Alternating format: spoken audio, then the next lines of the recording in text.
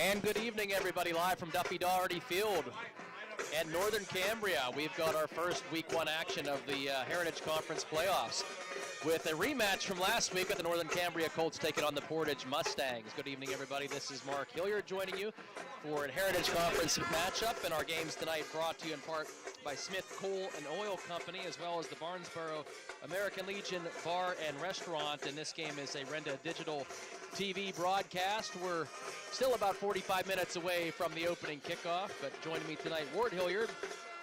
And not too often do you get a chance to have a rematch of the Week 10 game here in Week 1 of the playoffs, but these two teams battling again, and I wonder how much last week they showed each other in terms of what they were able to do here for tonight's matchup. Yeah, that's a good point, Mark. It's hard to say what they wanted to show or what they wanted to do. They kind of stayed within their base, and they're going to open up tonight. They're going to have to, because they do know a little bit more where the weaknesses are, stuff that they think can work, and they'll be doing a little experimentation. But always a good game, and as I've said many, many times, so when you start the playoffs, everybody is 0-0, so doesn't matter the records. It's this game right now that counts.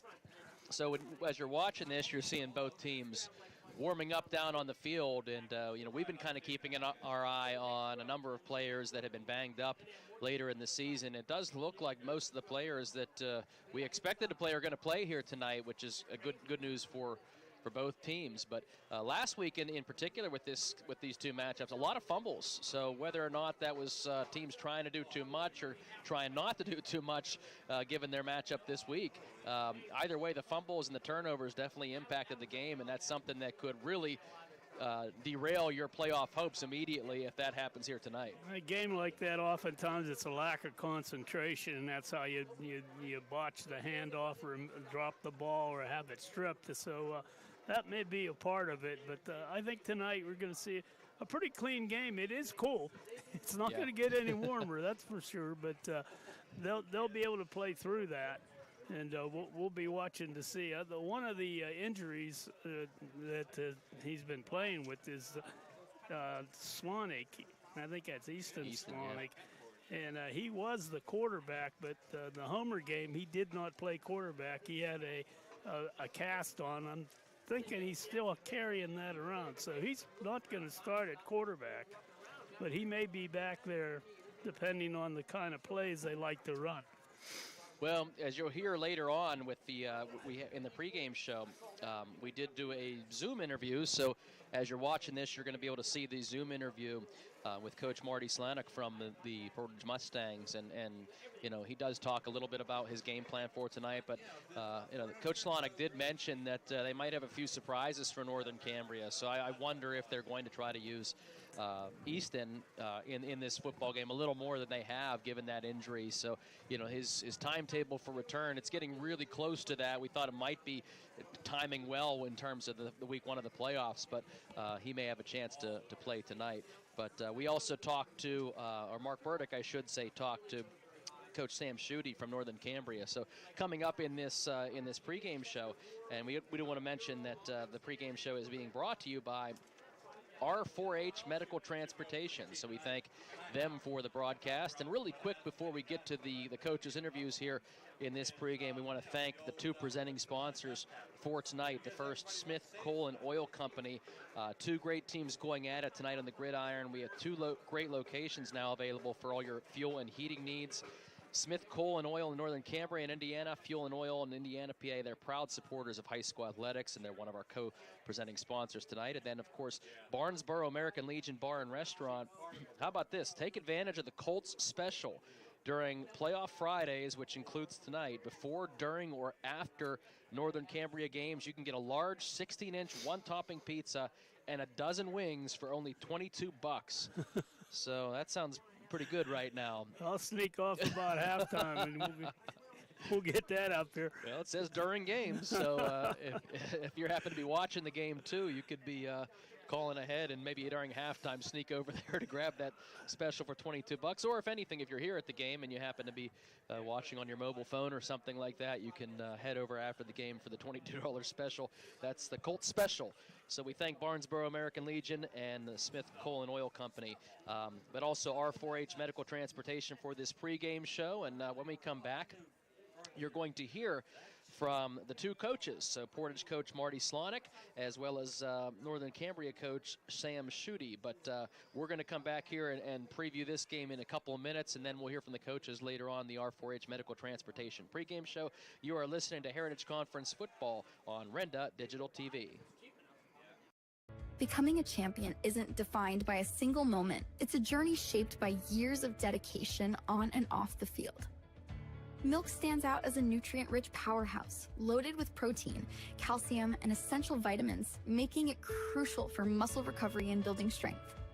Fuel your passion with milk, a natural sports drink. Drink milk, stay strong and play hard. Cheers to the incredible benefits of milk and sports nutrition. A message from the Allied Milk Producers. Looking for unbeatable savings on TV and internet?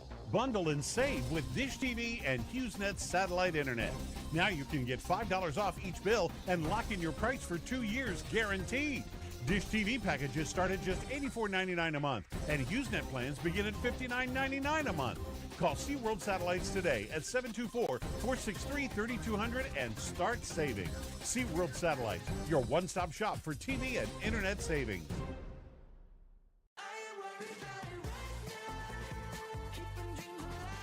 Drive into 2025 with confidence in a vehicle designed to turn heads, premium comfort, bold design, and 2 years of limited maintenance included. Plus, with our industry-leading warranty, you're covered for the road ahead. During Mitsubishi's year-end sales event, drive home a 2024 SUV with only 0.99% APR. Get ready for a new year of adventure at 5-star Mitsubishi Altoona.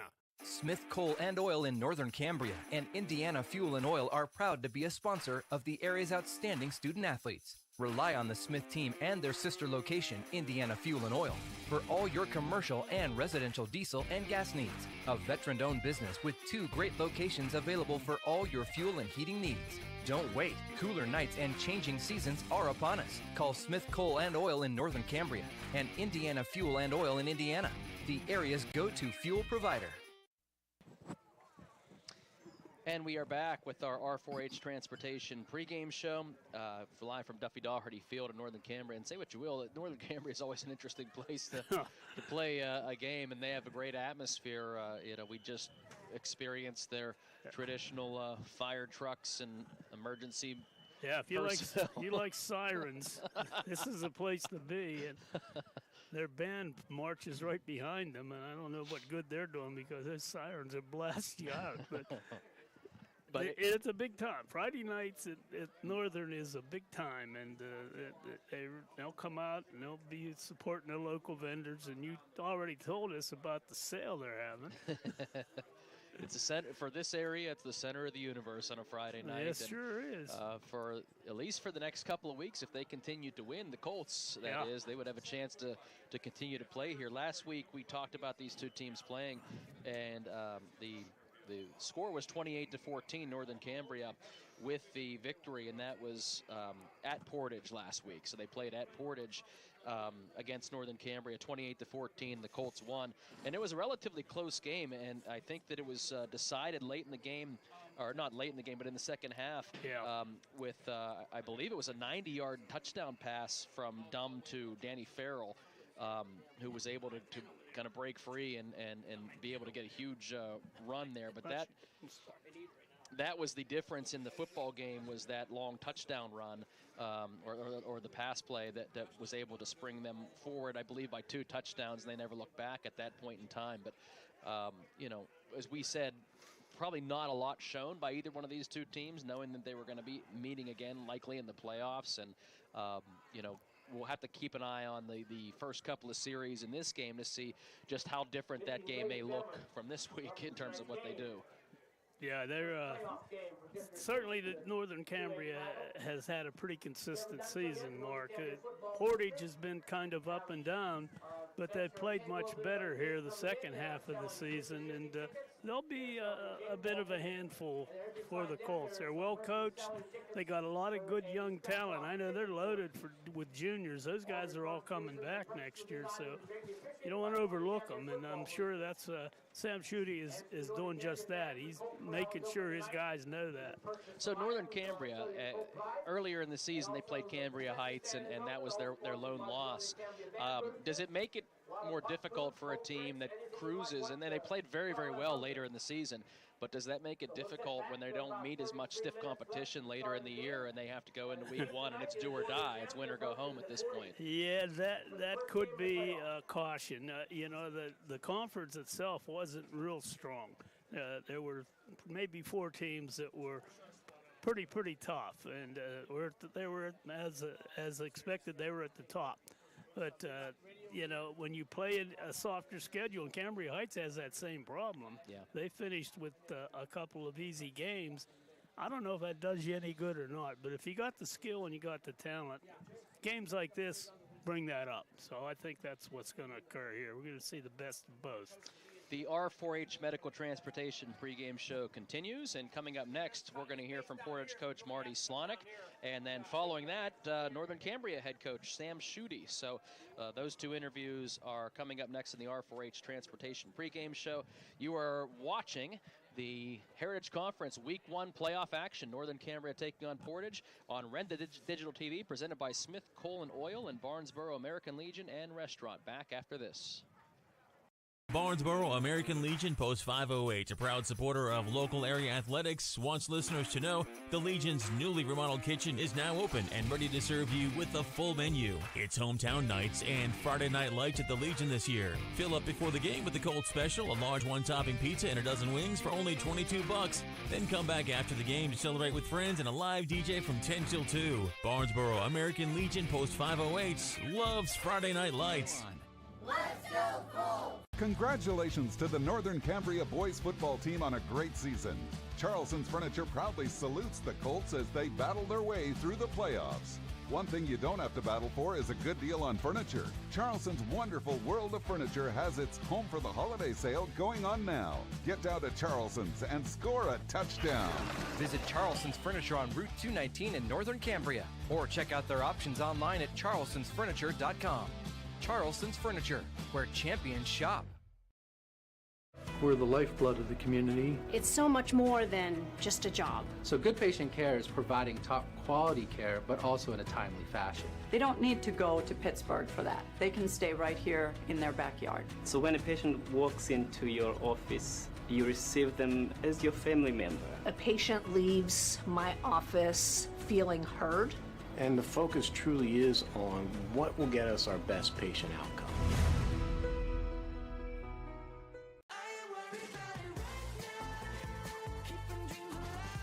Drive into 2025 with confidence in a vehicle designed to turn heads. Premium comfort, bold design, and 2 years of limited maintenance included. Plus, with our industry-leading warranty, you're covered for the road ahead. During Mitsubishi's year-end sales event, drive home a 2024 SUV with only 0.99% APR. Get ready for a new year of adventure at 5-star Mitsubishi Altoona. Our pregame show from Duffy Doherty Stadium continues with head coach Marty Slonick of the Portage Mustangs. And coach, familiar opponent, right? Northern Cambria, second time in 2 weeks. You played them tough last week, a 28-14 setback at home, and you get another shot. Everybody's 0-0 right now. Yeah, I mean, like I told the media last week after the game, they're asking about, were you holding anything back? And I said, no. One, we were celebrating our seniors. It was senior night. We have kids that have been committed to the program. They played hard. They really stepped up. We had them on the ropes. But and if we'd have won the game last week, wouldn't have been playing them. So, yeah, like you said, it was 6-6 at halftime. And the second half, they made made a couple more plays than we did. Talk about the challenges, Marty, that come with playing a conference opponent 2 weeks in a row. I know last year Northern Cambria had Cambria Heights 2 times in 3 weeks, which I guess is similar, but it's definitely unusual. Yeah, it's never happened to us. I mean, we knew coming into the Heritage that could be likely because, there's a lot of these teams that are in our district. When we were in Westpac, there was a lot of District 5 teams, and we wouldn't really see them in the playoffs.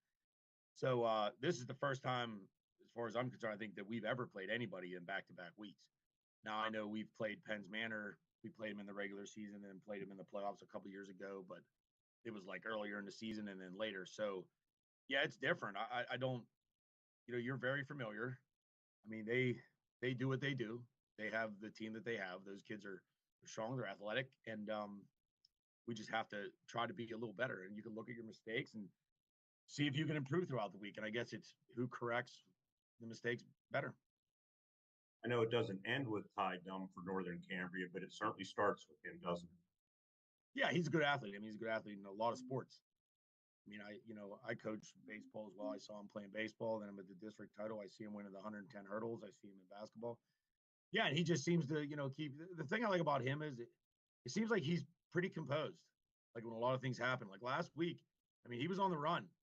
I mean, and he kind of handled it. Like he came back and you didn't see the pouting and sulking. So, that's a big deal. And we had some opportunities to make some plays. And, yeah, he was running around and he had to compete, and it wasn't easy for him, but, he made some plays. Are there any new wrinkles? I mean, I guess you always make adjustments. You try to make corrections, but with only a week in between playing the same opponent, there's probably only so much you can do as far as changes. Yeah, I mean, at this point of the season, to a degree, you are who you are. Barring injury or someone not being able to be there, you have to make adjustments that way with positions. You try to minimize the movement. Like if somebody's out, you have to put one person one place instead of he goes here, he goes there, he goes there. And you can maybe put a wrinkle or two in, but you can't change everything because it might be there on paper, but how good are you going to be at it? So you have to do what you do, try to do it better than the other team does, and see where it falls.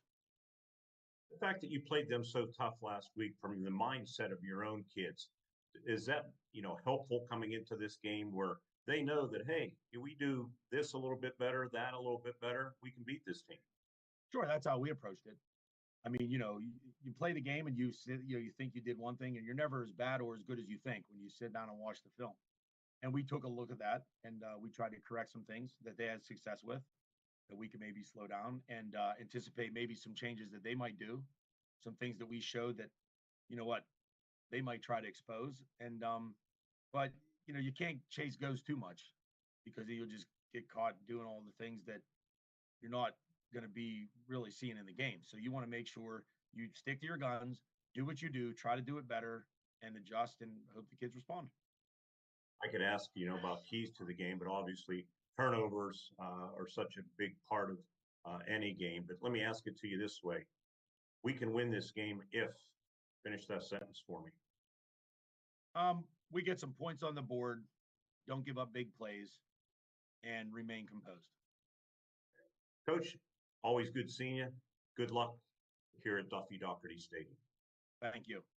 Head coach Marty Slonik of the Portage Mustangs. We're going to continue on Red to Digital TV. On the other side of this commercial break, you'll hear from Colts head coach Sam Schutte. That and more. It's District 6 playoff football from Northern Cambria right here on Red to Digital TV. Good evening, sports fans. Luther Chrysler Dodge Jeep Ram in Northern Cambria is cheering on all the teams in tonight's Heritage Conference Volleyball Championships. Best of luck to every player out there. Give it your all. When you're not in the stands, check out our amazing inventory online at luthercdjr.com. That's luthercdjr.com. Luther Chrysler Dodge Jeep Ram in Northern Cambria, where people still make the difference. The Barnesboro Slovak Club is a proud sponsor of high school athletics. And if you're looking for a friendly, comfortable atmosphere with good friends and entertainment, then try the Barnesboro Slovak Club. The Barnesboro Slovak Club welcomes new members, and there's always fun activities to do there. And be sure to check the Slovak Club out on Facebook for upcoming events. Again, that's the Barnesboro Slovak Club. Join today.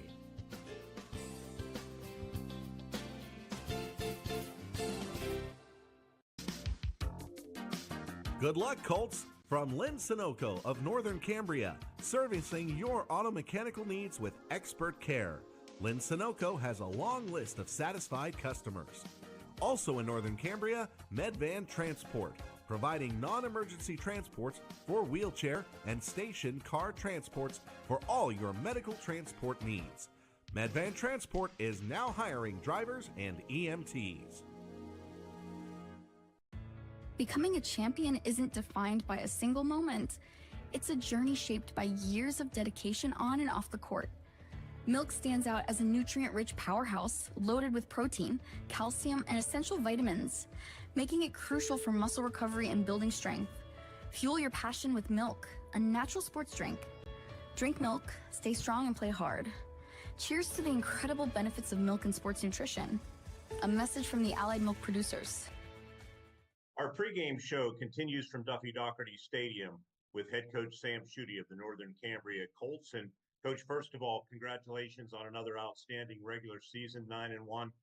The team I cover all season long on radio and video Homer Center. Of course, you scrimmaged them, so I didn't get to see your team this year, but you have to feel pretty good about where they're at as you get ready to start the playoffs. Yeah, I think just winning nine wins, and the one loss we did had was like a heartbreaking loss to a rival. So it makes all that work worthwhile when you're 9-1 heading to the playoffs, and you got most of your team healthy. It's a good feeling right now, and talking to the kids and saying that's why we play this game. That's why you go out there and practice for this occasion right now. Speaking of that rival, the Cambria Heights Highlanders, you lost to them in the second round last year. They went on to win the championship. Bitter pill for your team, but did that also, after the dust had settled, maybe serve as a little extra motivation this year? I mean, speaking for me, it absolutely did. Made me go back to work immediately, where as I would maybe take a week or two off from the off season. But, I was back in the weight room the very next day. I think we ended on a Friday. Monday morning, we're cleaning the weight room out and getting ready for the kids for Monday after school. So, I definitely think that, those types of challenges make you better and make you stronger in the long run. And I told our boys that in the beginning of the season that, it's a good thing to lose because I think it makes you hungry and it makes you work that much harder. Sam, last year you had to play Cambria Heights twice in 3 weeks. And this year you start the playoffs with the same team that you finished the regular season with in Portage. Probably would prefer playing somebody else, nothing against Portage, just for the sake of playing somebody else. But those are the cards that everybody's been dealt. What unique challenges does it present for you, if any, playing the same team back to back? It presents a lot of challenges, and it's just preparation challenges. I think the kids, once the lights are on and we take the field, I mean, we're playing football, but just the preparation mentally, even going into the week 10 game, you don't know how to prepare. You don't know how to, play call, game plan, knowing that you're most likely going to have them. And here we are the second week in a row playing them. So now we're in the second week, and now it's you're thinking double, like almost second guessing yourself. Are they going to do that again, or should we do that again? And it's almost like a mental game. And I think at the end of the day, you just have to tell yourself, we practiced 10 weeks. We were fine with what we did, and we just got to improve with what we do. And we can't change just because we played a team 2 weeks in a row. But it plays a lot into the psyche of coaching. I don't know about the kids. They seem to be focused more so than ever. But I know with the coaches, you kind of go back and forth on how to plan, how to game plan, how to prep, and things of that nature. I'm sure you didn't overlook them, but there were a lot around the area that maybe that score, especially at halftime being tied, raised a few eyebrows, but they did play you pretty tough. And, maybe at the end of the day for your team, there's probably not an overconfident, feeling from the team with the way that went in game 10, whereas it would have been a blowout. Maybe that does create some challenges for you, if you understand what I mean. No, absolutely. And Portage was very physical with us, and they smacked us in the mouth, and we needed that. I don't think that they're a bad team. And when people say, "Oh, what about the score?" I'm like, well, we won by 2 touchdowns, and I was okay with that, because if they would have been at the game, I mean, it wasn't it wasn't that type of a matchup. I don't think it was one team was significantly better than the other. I think it was just 2 very physical teams that got after each other. And, I felt we were lucky to come away with a 2 touchdown victory. So, and I think it's going to be every bit of that this week going into the playoffs, because there's a lot more at stake. And you're probably glad to have them at home. Yeah. Going on the road to Portage, it's a tough place to play. I know their fans they're very into their football, and It is. It's just a tough environment to play in, and we love playing at home, and we're glad to have that home seed. And that's what you work for in the regular season, to get that home seed. Now, when you look at adjustments, I mean, you only have a week to do it. Pretty much teams are who they are at this point, but are you able to make some tweaks maybe since you played them last week?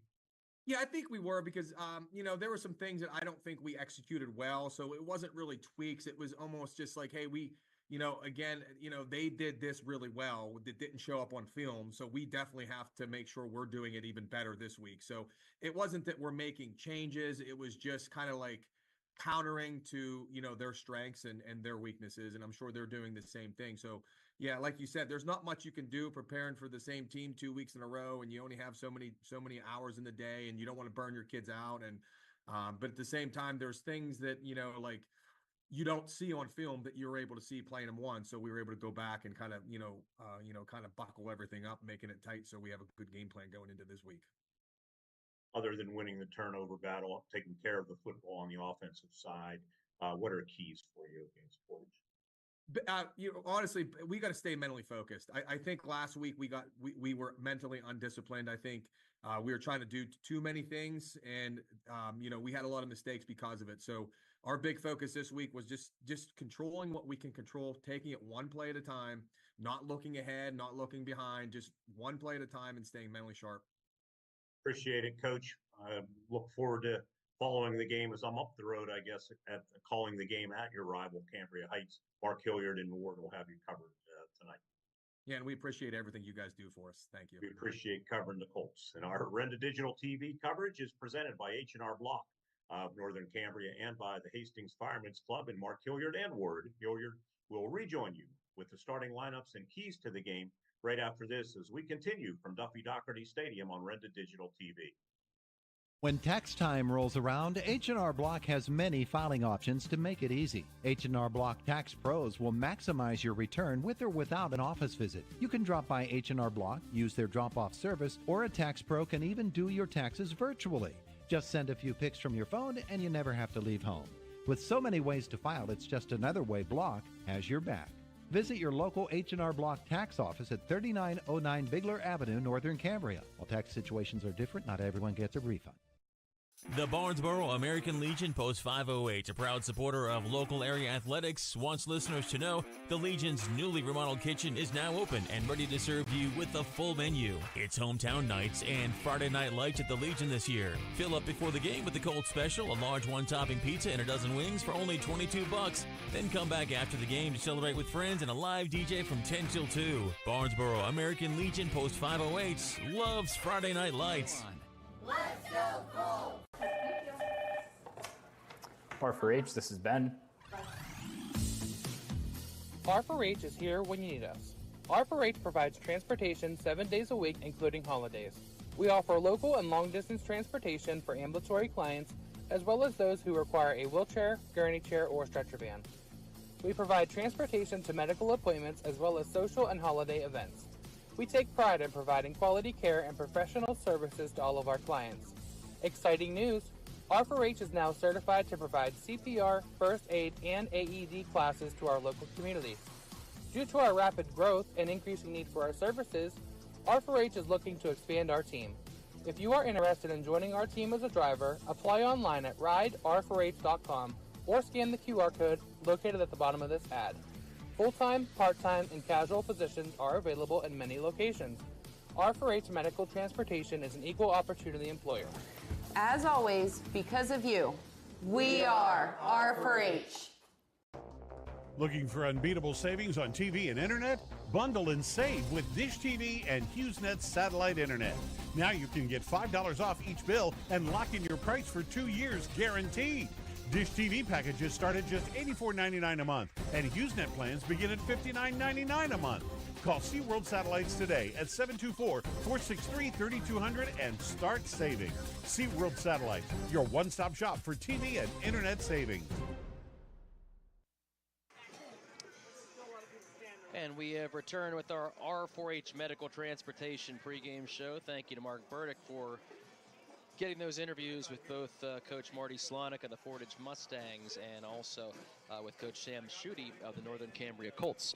We are still here in the pregame, about 15 minutes till kickoff with this opening week of the high school playoff season. And in the Heritage Conference, these two teams met last week. We mentioned that Northern Cambria came out on top of that meeting, and we're waiting for both teams to come back onto the field, also waiting for the national anthem. But while we have some time, we'll take a look at our Luther Chrysler Jeep Dodge keys to the game. So I guess that's me, huh? I guess so. That's what the log says. So. Well, if you're Portage, you got to tie. You can't let Mr. Dumb dominate the game, and that he has the ability to do that. So that's one thing, and I'm sure they talked about it defensively. Second thing, they've got to be able to move the football.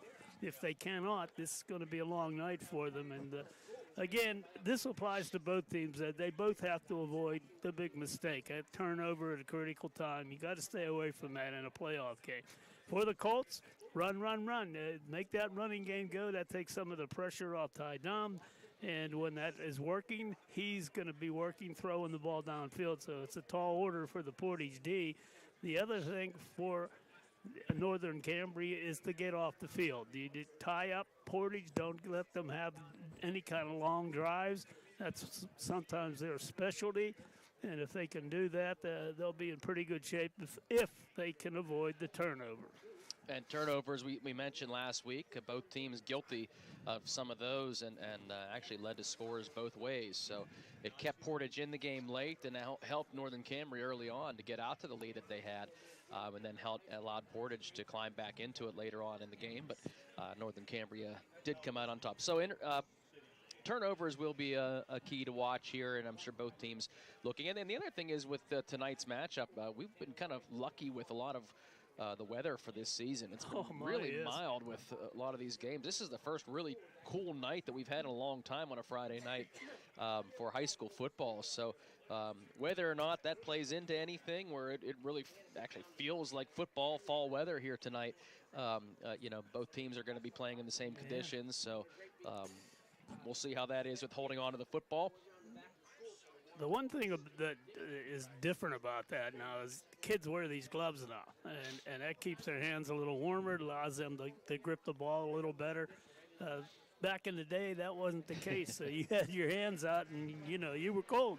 You had to just try to keep them as warm as you could. So that it could enter into the turnover situation. It may limit the turnovers because of that. Well, they wear a lot of this stuff under their pads, too, so everything keeps them a little bit warmer, where you just had a T-shirt years ago, and now you have this heat compression type of clothing that you can wear. It helps you keep you warm, but a little bit different. I saw the tough guys down there, the ones that didn't have anything under their jersey. They're just the sleeves, just showing their arms off.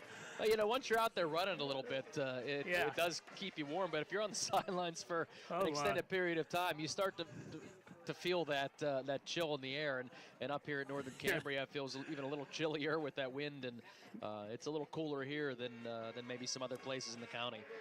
So we are still waiting on both teams as the giant Colts helmet is down there. Yeah, that's something I hadn't seen in the past. A big blow-up helmet. We'll see if we can maybe get a shot of that with the helmet as the teams are entering the field right now. We're getting a look at the Portage Marching Band. Both bands here tonight and performing. As you mentioned, the Northern Cambria Band followed the fire trucks down here. So just getting their hearing back. So we are continuing with our R4H medical transportation pregame show. Again, we want to thank you to the co-presenting sponsors for tonight. We'll give them another shout out real quick while we're waiting here for the teams to come out.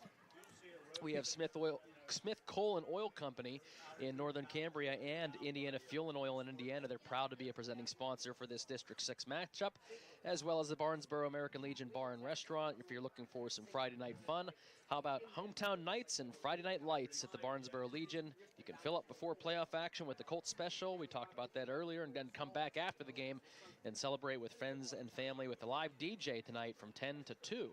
on tonight and every Friday night at the Barnesboro American Legion Bar and Restaurants. So they're our co-presenting sponsors for tonight, and of course R4H Medical Transportation is the sponsor for the pregame show. It's going to be a hopping night here in Northern Cambria. Huh? Well, at least at the Barnesboro American Legion. Wow, I can remember those days. There's not a lot of places open till 2 anymore, No. but Barnesboro American Legion is. So if you're looking for some late night excitement, that's the place to go. We're going to take a quick time out here with our last commercial break here in the pregame. When we come back, we'll have a look at the starting lineups, and our Grand Beginnings Children's Center kickoff is just around the corner. So we're going to come back in a few minutes with our starting lineups. You're watching, Northern Cambria Portage Mustangs playoff action in week 1 of the Heritage Conference playoffs. Rent the digital TV and co-presented by Smith Coal and Oil and Barnesboro American Legion.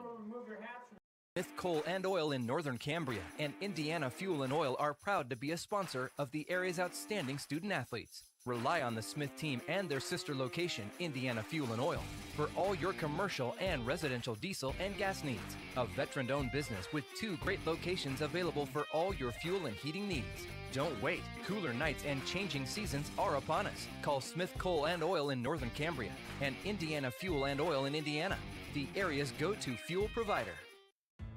Becoming a champion isn't defined by a single moment. It's a journey shaped by years of dedication on and off the field. Milk stands out as a nutrient-rich powerhouse, loaded with protein, calcium, and essential vitamins, making it crucial for muscle recovery and building strength. Fuel your passion with milk, a natural sports drink. Drink milk, stay strong and play hard. Cheers to the incredible benefits of milk and sports nutrition. A message from the Allied Milk Producers. Congratulations to the Northern Cambria boys football team on a great season.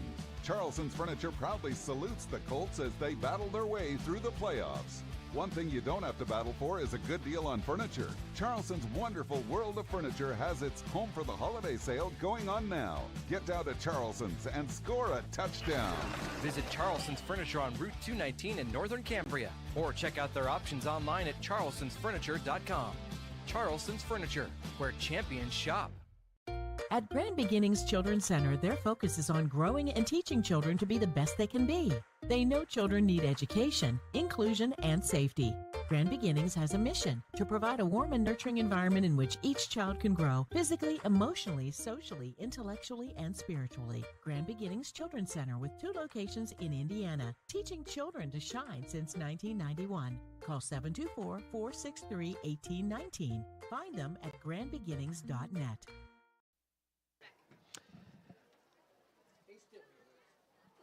And we're back at Duffy Daugherty Field, and we are getting ready for week 1 of the District 6 playoff action, and we got the Heritage Conference matchup tonight. I think the only Heritage Conference matchup in week 1. We were kind of hoping for more teams playing each other, but last week didn't allow for that with some of the games that fell the way that they did. So here we got a rematch of last week with Northern Cambria and Portage. We thank you for tuning in on Rent the Digital TV and joining us. We're still a few minutes away from the opening kickoff. We do know Northern Cambria won the toss. We do not know what they elected to do, so we'll keep an eye on that here tonight. And we're still waiting as you see the giant Colts helmet, and the team getting set to run out of that helmet here shortly. But while we have some time in our R4H Medical Transportation pregame show, we'll take a look at the starting lineups. And who are we going with first here? We'll go with the Portage offense. We'll do Portage here. At the left end will be Gavin Bobolski. He is a junior, 5'9", 160. Left tackle Jason Long, senior, 5'11", 210. Ethan Stripmatter, left guard, a sophomore, 5'8", 194. Brock Miko is the center, junior, 6'2", 200. Josh Harshberger, the right guard, junior, 6'2", 250. Jordan Klein, the right tackle, sophomore at 6'1", 255. And I believe Tegan Kick will be the tight end. And he is a junior, 5'8", 146. Quarterback will be Owen Gaz, senior, 5'11", 150. He'll be joined by Noah Walensky in the backfield, junior at 6'1", 190. Wingback will be Isaac Walensky, a senior, 6'1", 210. And Brendan Smithrow will be the wingback, senior, 6 foot 190. We do not have the weights for the Northern Cambria Colts.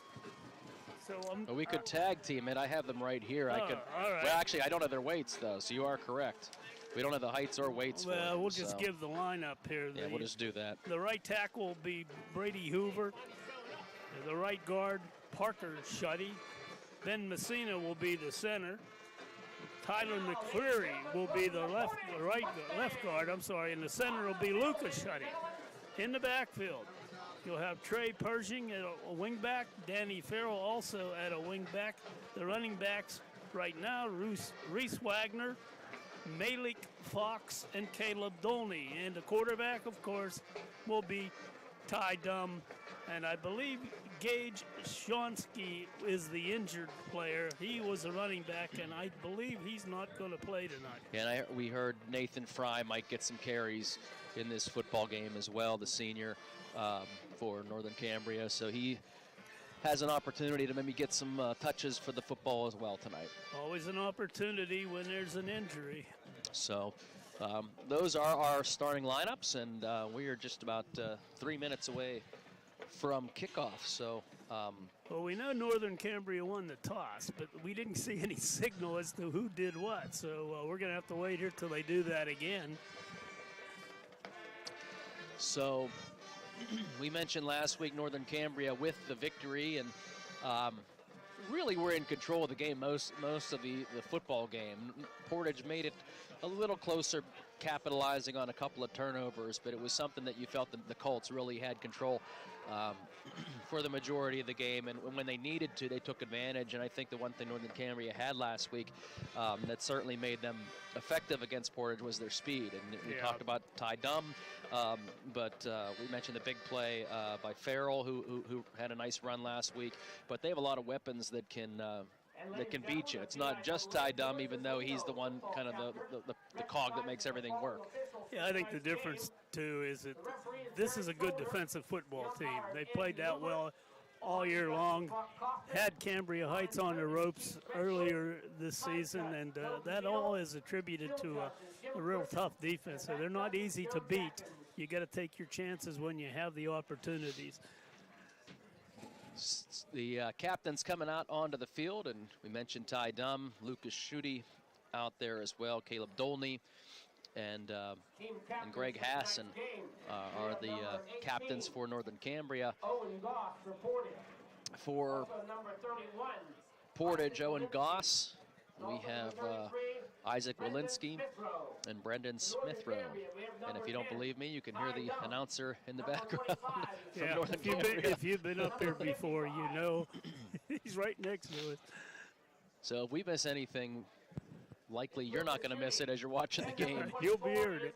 So that is Shonsky out there in a wheelchair because of a that's broken right. leg, which I guess pretty severe break too. But he's out there. Let's see, now we're going to get an explanation of who did what. Looks like Northern Cambria. And they're going to receive.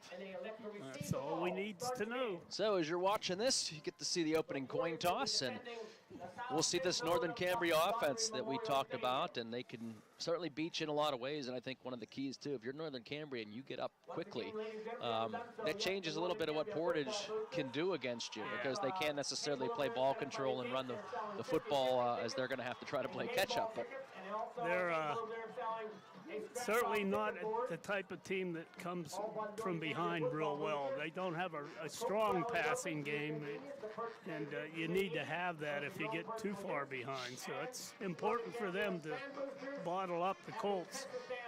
Easier said than done. Northern Cambria with a nice student section decked out in their hunting camo here. Camo outfits. I don't know whether or not that's a theme for tonight or if it's just to keep them warm. Yeah, probably a little of both. But probably going out tomorrow.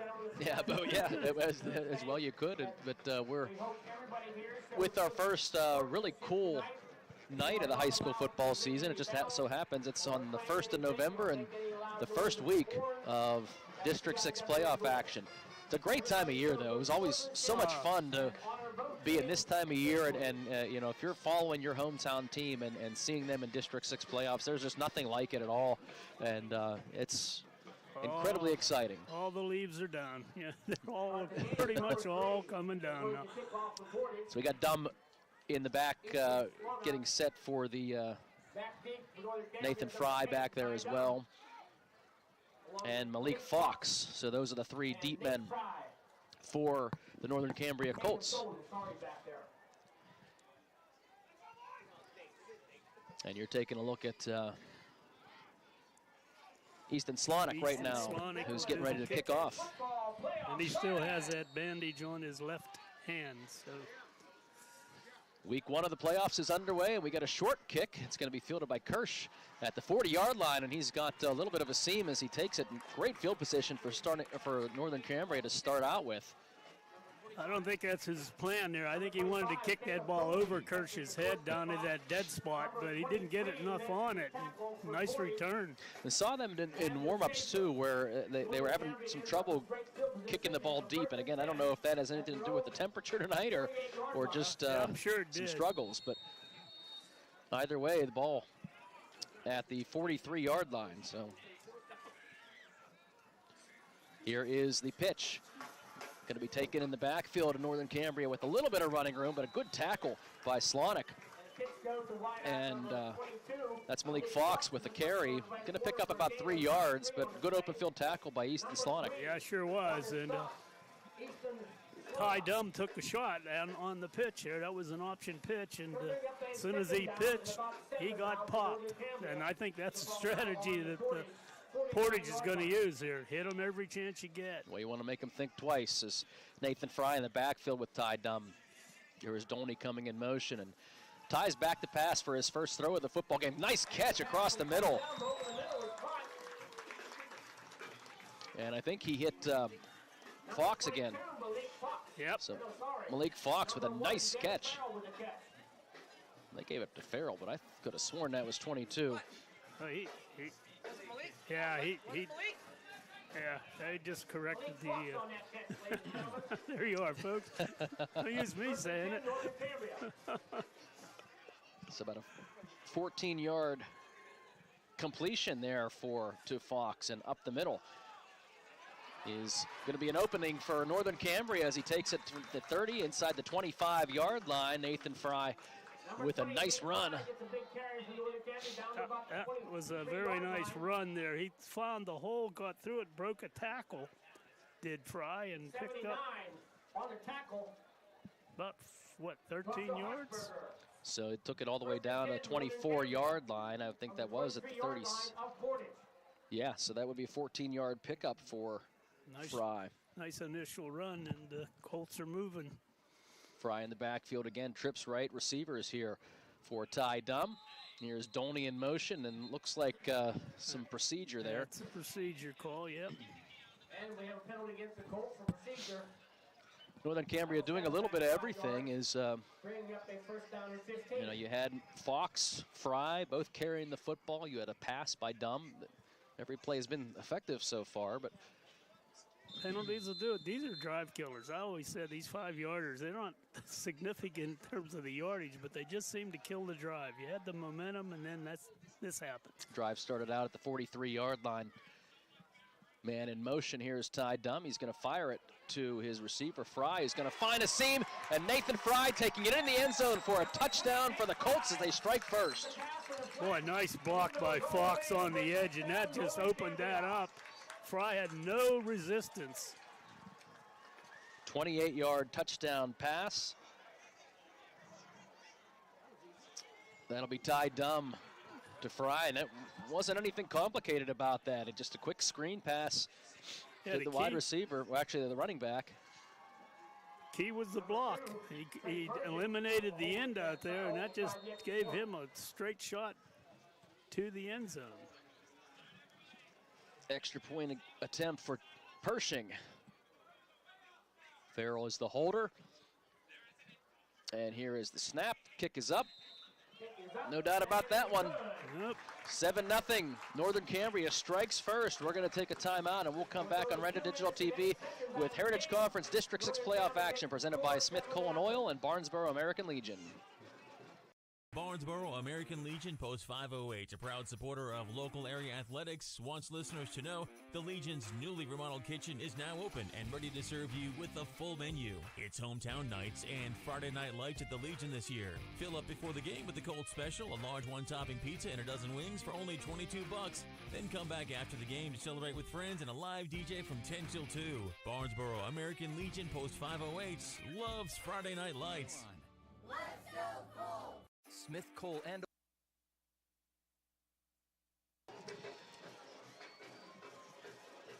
And we are back after the tie done to Nathan Fry. Touchdown pass of 28 yards. The drive summary, 4 plays, 57 yards. Took 2 minutes and 8 seconds off the clock. Very efficient by Northern Cambria with everything they're doing. 7-0 after the Pershing extra point. Nice safe passes. The first one was a nice slant, well executed, and this was just a simple flat pass in the flat to the running back.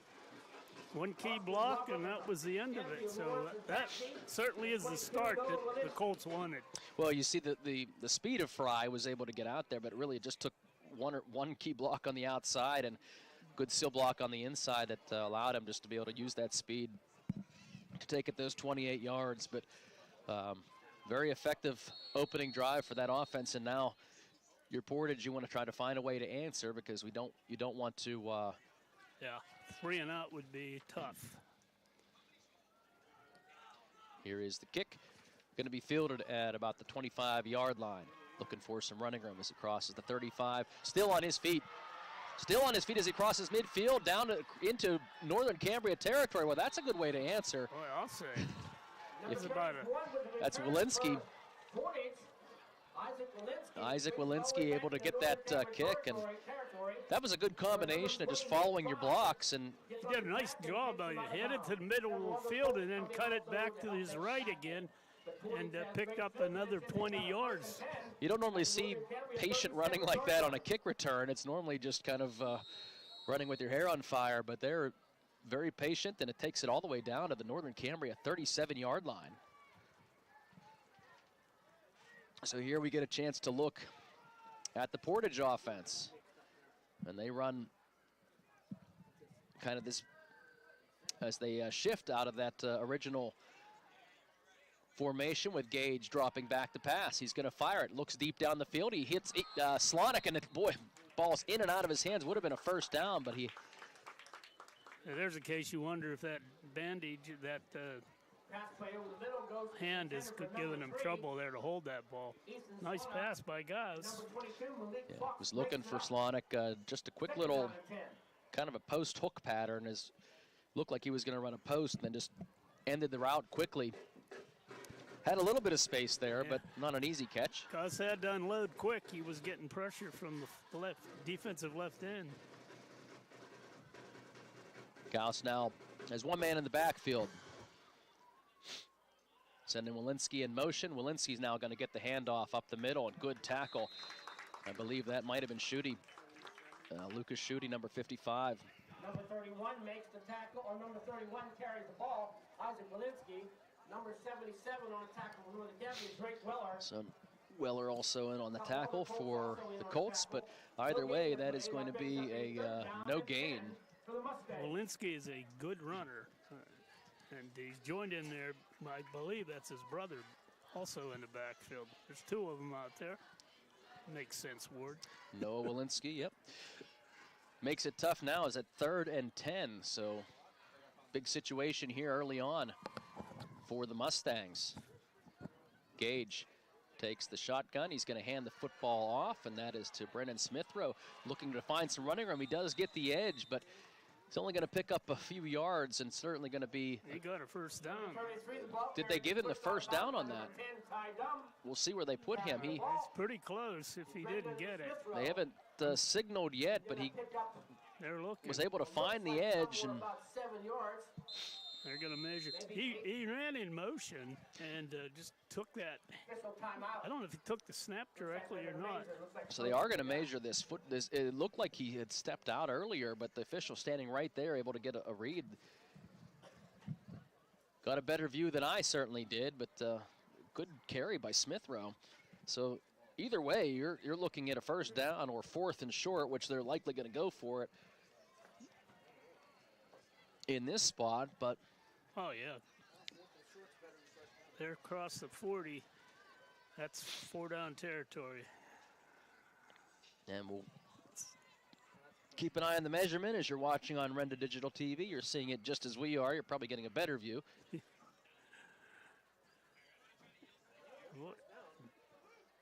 And they are going to be just shy, so they're going to give them 9 yards. Shy by a fist.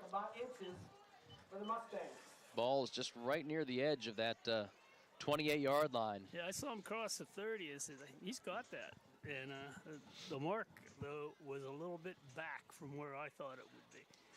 It's a good run by Brendan Smithrow, the senior, 6'1", or excuse me, 6 foot, 190 pounds. Yeah, Portage's got some good athletes back there, so that, they get going. It could be a handful. Still 8:41 left to go in this first quarter. Northern Cambria jumping on the board first with that 4-play drive and capped off by a dumb to Fry 28-yard pass. Here you have Gauss. Owen Gauss under center. Got Walensky in the backfield. We'll see if he's just going to try to sneak this one. Long count. Still a long count, and he is just going to try to sneak it. Does follow his blockers. Wow. Looks like he got enough, I think, if the spot's true, but not by much. He hit a wall, and it looked like his initial surge was able to get him just enough to get him up to the 27-yard line for the first down. He only needed inches. So he is going to get the first down, and they are going to measure this, but it certainly looks like it moved. The spot looks. It was near the 28. Now they're doing a lot of reverse motion too. What I mean by that is they're starting in motion left to right, and then he stops and turns and comes back. Well, I haven't seen a whole lot of measurements all season long. No, We've got 2 in the opening already. drive. These are critical. This one especially. So often in the regular season they just kind of eyeball it and let it go. But he got it this time. Well, I'll tell you what, it's not by much. He didn't. I thought he stretched the chains, but he didn't. No, it was. Him out and went, wow. It was just enough, and that was. The nose of the football. Boy, what a job by that Northern Cambria defensive front. They're standing him up, and like I said, it looked like that initial surge by Gauss got him just enough, because after that he was getting pushed backwards. But still, the Mustangs in good shape here. Yeah, they're getting some yardage on those motion plays. Here is Gauss back in the shotgun. Walensky in motion is going to get the handoff around the left end, or right end, excuse me. He's being chased, trying to get that edge. He's not going to get it, though. Northern Cambria. Great job of Malik Fox tracking him down. He'll be lucky to get back to the line of scrimmage, but I think he may actually lose a yard on the play. Ball now at the 28. So Portage is, even though they have gotten the first down, their first and second downs have not been real That took way successful. too long. And that just shows the speed, though. Northern Cambria closed that down. There was some room out there. Now we're getting there. We are going to get a timeout. So Portage wants to talk about this. They're facing a second down and 11. 7:37 left to go in the first. 7-0 Northern Cambria. Big play by Portage when we return. You are watching Renda Digital TV. District 6 playoff action. Back after this. And Oil in Northern Cambria and Indiana Fuel and Oil are proud to be a sponsor of the area's outstanding student athletes. Rely on the Smith team and their sister location, Indiana Fuel and Oil, for all your commercial and residential diesel and gas needs. A veteran-owned business with 2 great locations available for all your fuel and heating needs. Don't wait. Cooler nights and changing seasons are upon us. Call Smith Coal and Oil in Northern Cambria and Indiana Fuel and Oil in Indiana, the area's go-to fuel provider. Good luck, Colts, from Lynn Sunoco of Northern Cambria, servicing your auto mechanical needs with expert care. Lynn Sunoco has a long list of satisfied customers. Also in Northern Cambria, Medvan Transport, providing non-emergency transports for wheelchair and station car transports for all your medical transport needs. Medvan Transport is now hiring drivers and EMTs.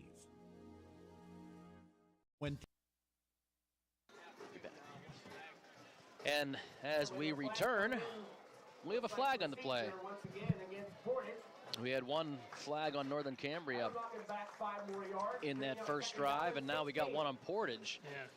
Coach Slonick can't be happy with that. This is basic stuff they're trying to run, and somebody's moving.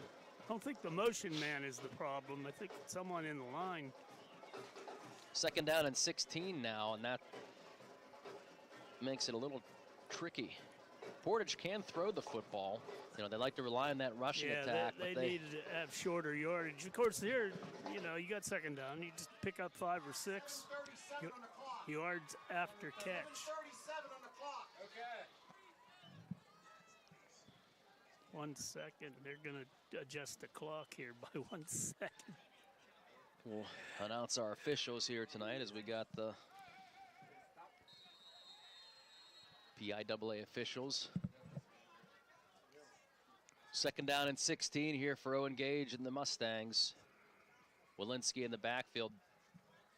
He has 2 receivers split to the left.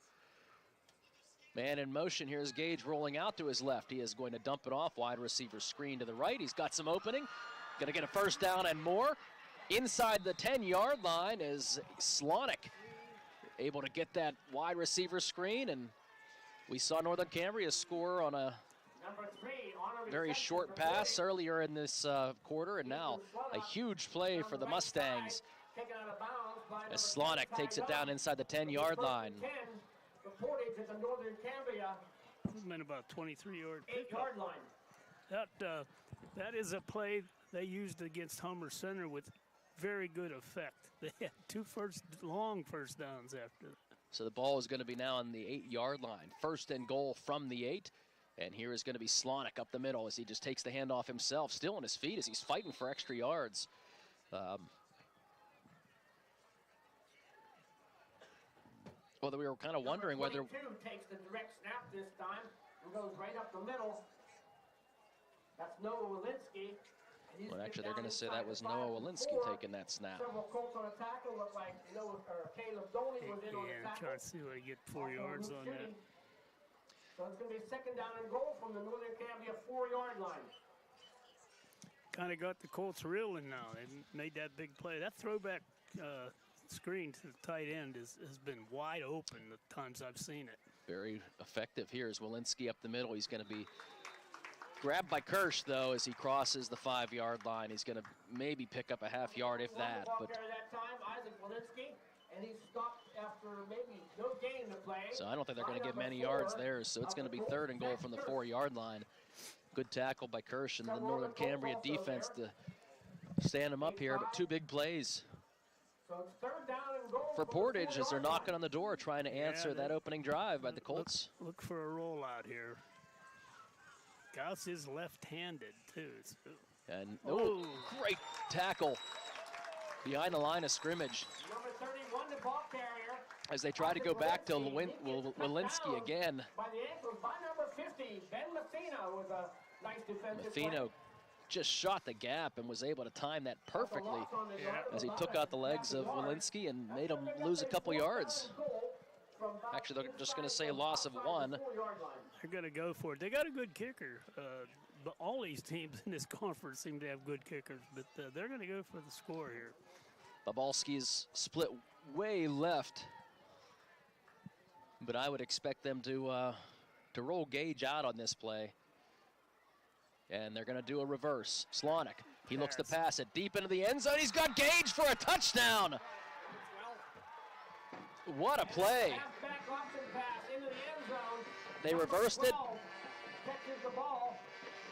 Smithrow had it, handed it off to Easton Slonick, and he dumped it off to Gage. So as soon as Gage handed it off, went and ran the pattern, and it was just a great little pass. And a touchdown and a very creative play on 4th and goal. Yeah, they're trying to see how you even score that. They said they have a double reverse pass. That's stuff you used to do in the backyard, and it's all working right now. Well, you can pull everything out of your bag of tricks as the extra point is up and good. 7-7. Portage answers back. We've got a football game on our hands in week 1 of the high school playoff season for the District 6. We'll get a kickoff here when we return. Northern Cambria is going to get the football back. 7-7. You're watching Renda Digital TV and High School Heritage Conference playoff action. Tax time rolls around, H&R Block has many filing options to make it easy. H&R Block Tax Pros will maximize your return with or without an office visit. You can drop by H&R Block, use their drop-off service, or a tax pro can even do your taxes virtually. Just send a few pics from your phone and you never have to leave home. With so many ways to file, it's just another way Block has your back. Visit your local H&R Block tax office at 3909 Bigler Avenue, Northern Cambria. While tax situations are different, not everyone gets a refund.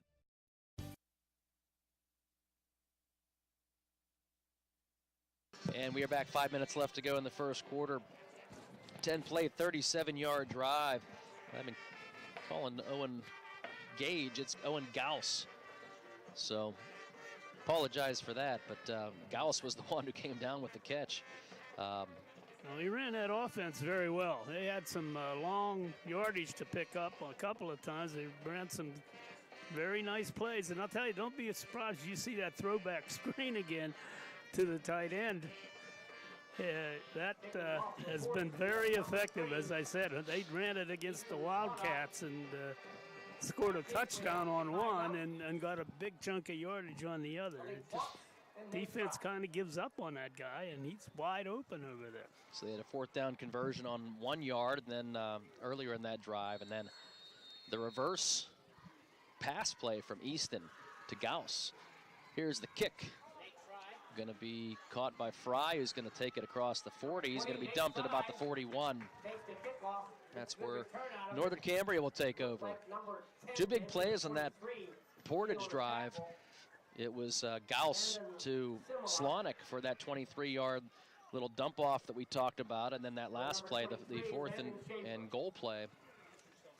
Using a lot of reverse action out there. And so far, it's paying off. 1st and 10, Northern Cambria at their own 41-yard. And again, it was all started by that great kick return that allowed them to get in Northern Cambria territory. Here is Dumb. He's going to hand the football off. Looking to try to find the edge. Great tackle, though, by Gauss. As he drags down Malik Fox. I'm sorry, that wasn't Fox. That was 22. Yeah, that was Malik Fox. So I got him. You got it. We're going to see where they place him. They're going to give him right back to the line of scrimmage, but he was almost lucky got to get back the there. edge. Yeah, almost got to the edge, but boy, a nice closing play by Gauss. He just came up, closed off that, and spun him down. Dumb has an empty backfield right now on 2nd down and 10.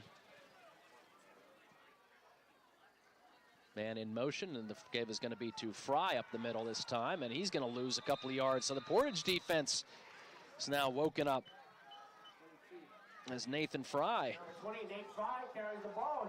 gets the handoff, but he has nowhere to go with it. He's going to lose a yard. Well, we know Northern Cambria can throw the football here, and they're going to have to here on 3rd down and 11. Yeah, Portage has done a nice job, right, of defensing the run.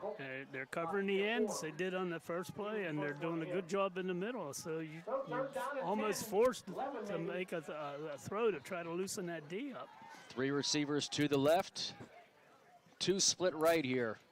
We'll see what Mr. Dumb elects to do on 3rd and 11. He's back to pass. He's got some pressure. He's going to fire it deep down the field. A little bit of contact, but that ball sails over the head of everybody. And Gauss came in and was really putting some pressure on Dumb and made him deliver that football earlier than he wants. And Ties. He's getting a little bit beat up here.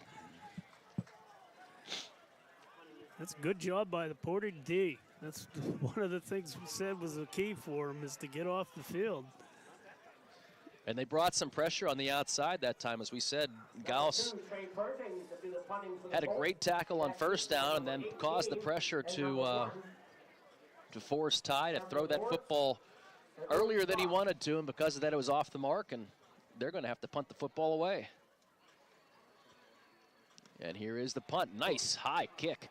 It's going to sail and bounce right before it gets to Owen Gauss and roll in favor of the Mustangs. Came back 5 yards, did it not? So the ball is going to be placed at the 34-yard line after what was a pretty nice punt, but took a Mustangs bounce at the end. We've been bragging, or I've been bragging about the defense of Northern Cambria. Here's where they're going to be called to the 4. They need to come up with a big 3 and out and get some field position out of this. Portage, however, is feeling pretty good about themselves offensively. Northern, the defense forced a couple of 3 and longs, 3rd and longs, excuse me, on that last drive. And Portage, give them credit. They were able to find a way to pop a couple big plays. And sometimes you get too aggressive and they get out of position. That's what's been happening. And here is going to be Gauss taking it up the middle. Boy, he took a shot by, I think it was Ty Dunn, might have hit him. Still on his feet, though, as he took a shot, and that drove him back 3 yards, and then he still kept his feet and was able to push forward. He's going to get about 5 yards on the carry. 18, the quarterback tries going up the middle, and it gets hit hard by number 4, Zach Kirsch of Northern Cambria. I said Kirsch there as well, but did get a gain of about 4.5 to 5 yards on a play. So we're going to give him 5 yards. Down the long 5. Ball now on the 39-yard line. And this would be interesting, seeing Portage after a big stop, what their offense is able to do. 2:25 left to go in this first quarter. Tie football game 7-7. Man in motion. Again, they're going to carry it up the middle. And I don't know whether or not that was a botched play where he was looking to hand that football off to Walensky to Smithrow as he came back across. But yeah, he was. That was a fake, and he was going to follow the lead blocker going through the line. But good penetration by Northern Cambria. 56 for Northern Cambria, Brady Hoover. Little slow developing there, so that allowed Northern Cambria in the backfield, and they are going to lose 2 yards on the carry. Let's see what Morty Slonick has in his bag of tricks. Well, he had said he's got a couple surprises. We've seen potentially one of those earlier that led to a touchdown. 3rd down and 7. Here is Gauss. He's back to throw. He's under some pressure. He's looking to fire it down the field. Nobody open, and Northern Cambria finally gets to him, and they're going to bring him down. May have picked up a yard or 2, but really when you look down the field, everybody was covered. In fact, Easton Slonick double covered deep down the field. But great coverage by that Northern Cambria Colts secondary, and enough pressure to not allow Gauss to be able to run the football anywhere except maybe picked up a yard. So Ty Dunn's back to receive, and the official let him know that if you want to signal fair catch, I want to see it like this. Ooh. Ooh, and a little bit of pressure, and that's a short kick. It's going to bounce right at the 50-yard line, roll forward, so whether the pressure influenced that or not. I think it did, Mark, and the setup now is, to me, this is 4-down territory. So both teams scoring on their opening drive, and then both teams going 3 and out on their next offensive drive. So the Colts get the reset here as they get the football in their best starting field position of the night. A lot of times they script the first series or two, and the scripts on both sides work beautifully, but not so much the second time around. 43 seconds left to go in this first quarter, a tie game. Here is Ty Dunn, his first carry of the night. He's going to try to find his way up across the 45-yard line. Nice run by Dunn as he gets near that 40-yard line. Nice little change of speed there. He was trotting along and then turned on the accelerator and broke through there. Colts don't have to run a play here. They could let this this quarter run out. I think that's what they're going to elect to do here as they come to the sideline. So the end of the first quarter, it is 7-7. We're going to come back with second quarter action as you're watching a Renda Digital TV presentation of District 6 playoff football, and it is presented by Smith Coal and Oil and Barnesboro American Legion.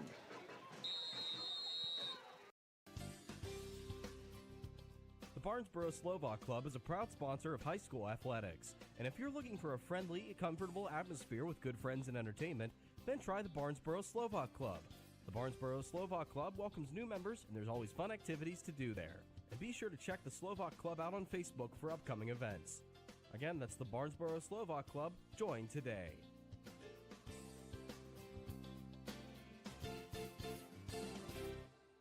Congratulations to the Northern Cambria boys football team on a great season. Charleston's Furniture proudly salutes the Colts as they battle their way through the playoffs.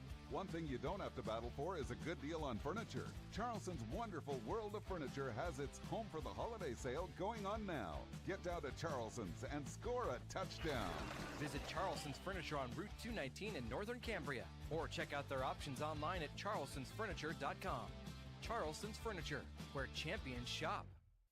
Back at Duffy Doherty Field in Northern Cambria, we got a good football game on our hands as the Northern Cambria Colts take on the Mustangs in Heritage Conference action. Week 1 of the District 6 playoffs. 7-7 is our score.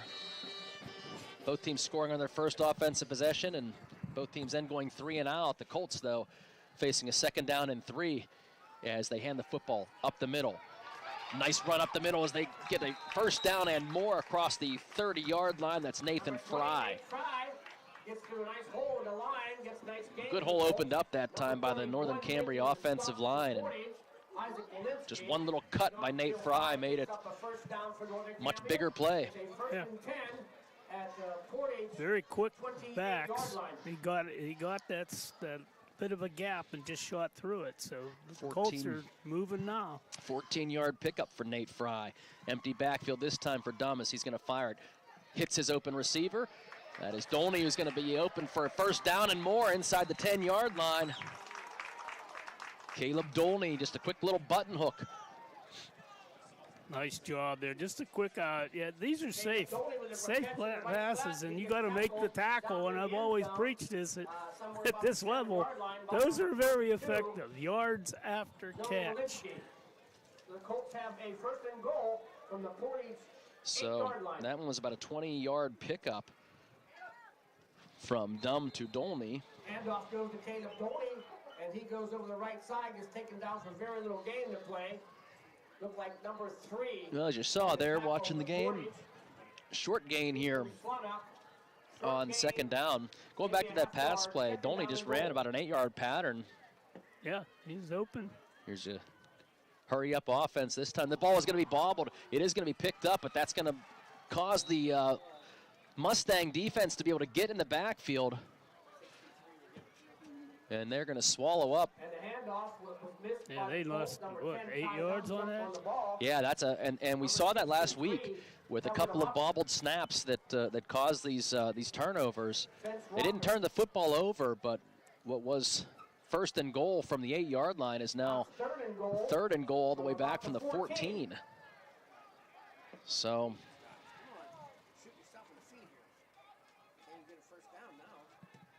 and the handoff is going to be faked. Looking to dump it over the middle to Dolney, but great open field tackle by Portage.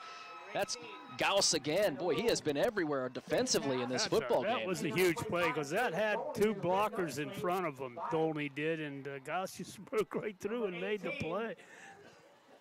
No, they got a good kicker also, Northern does.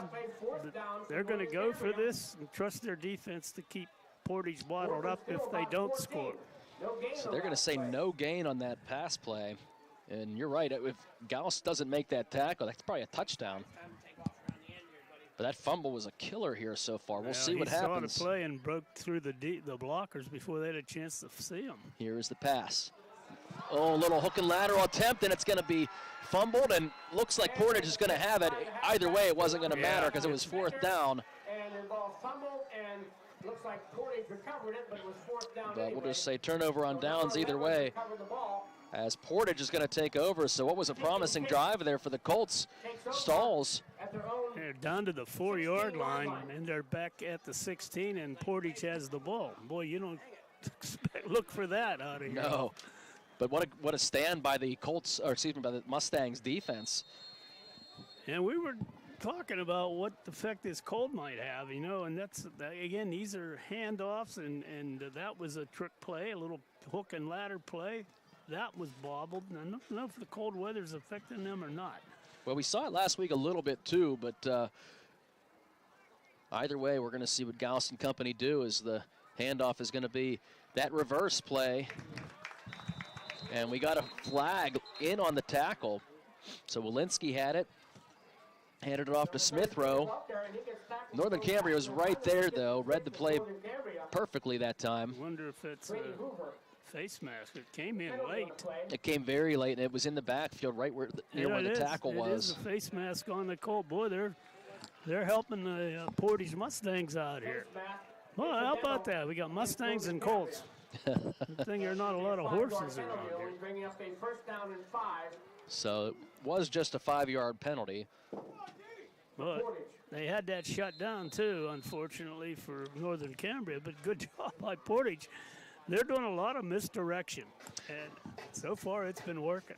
9 minutes to go here in the half. 7-7 is still our score. Here is Gauss.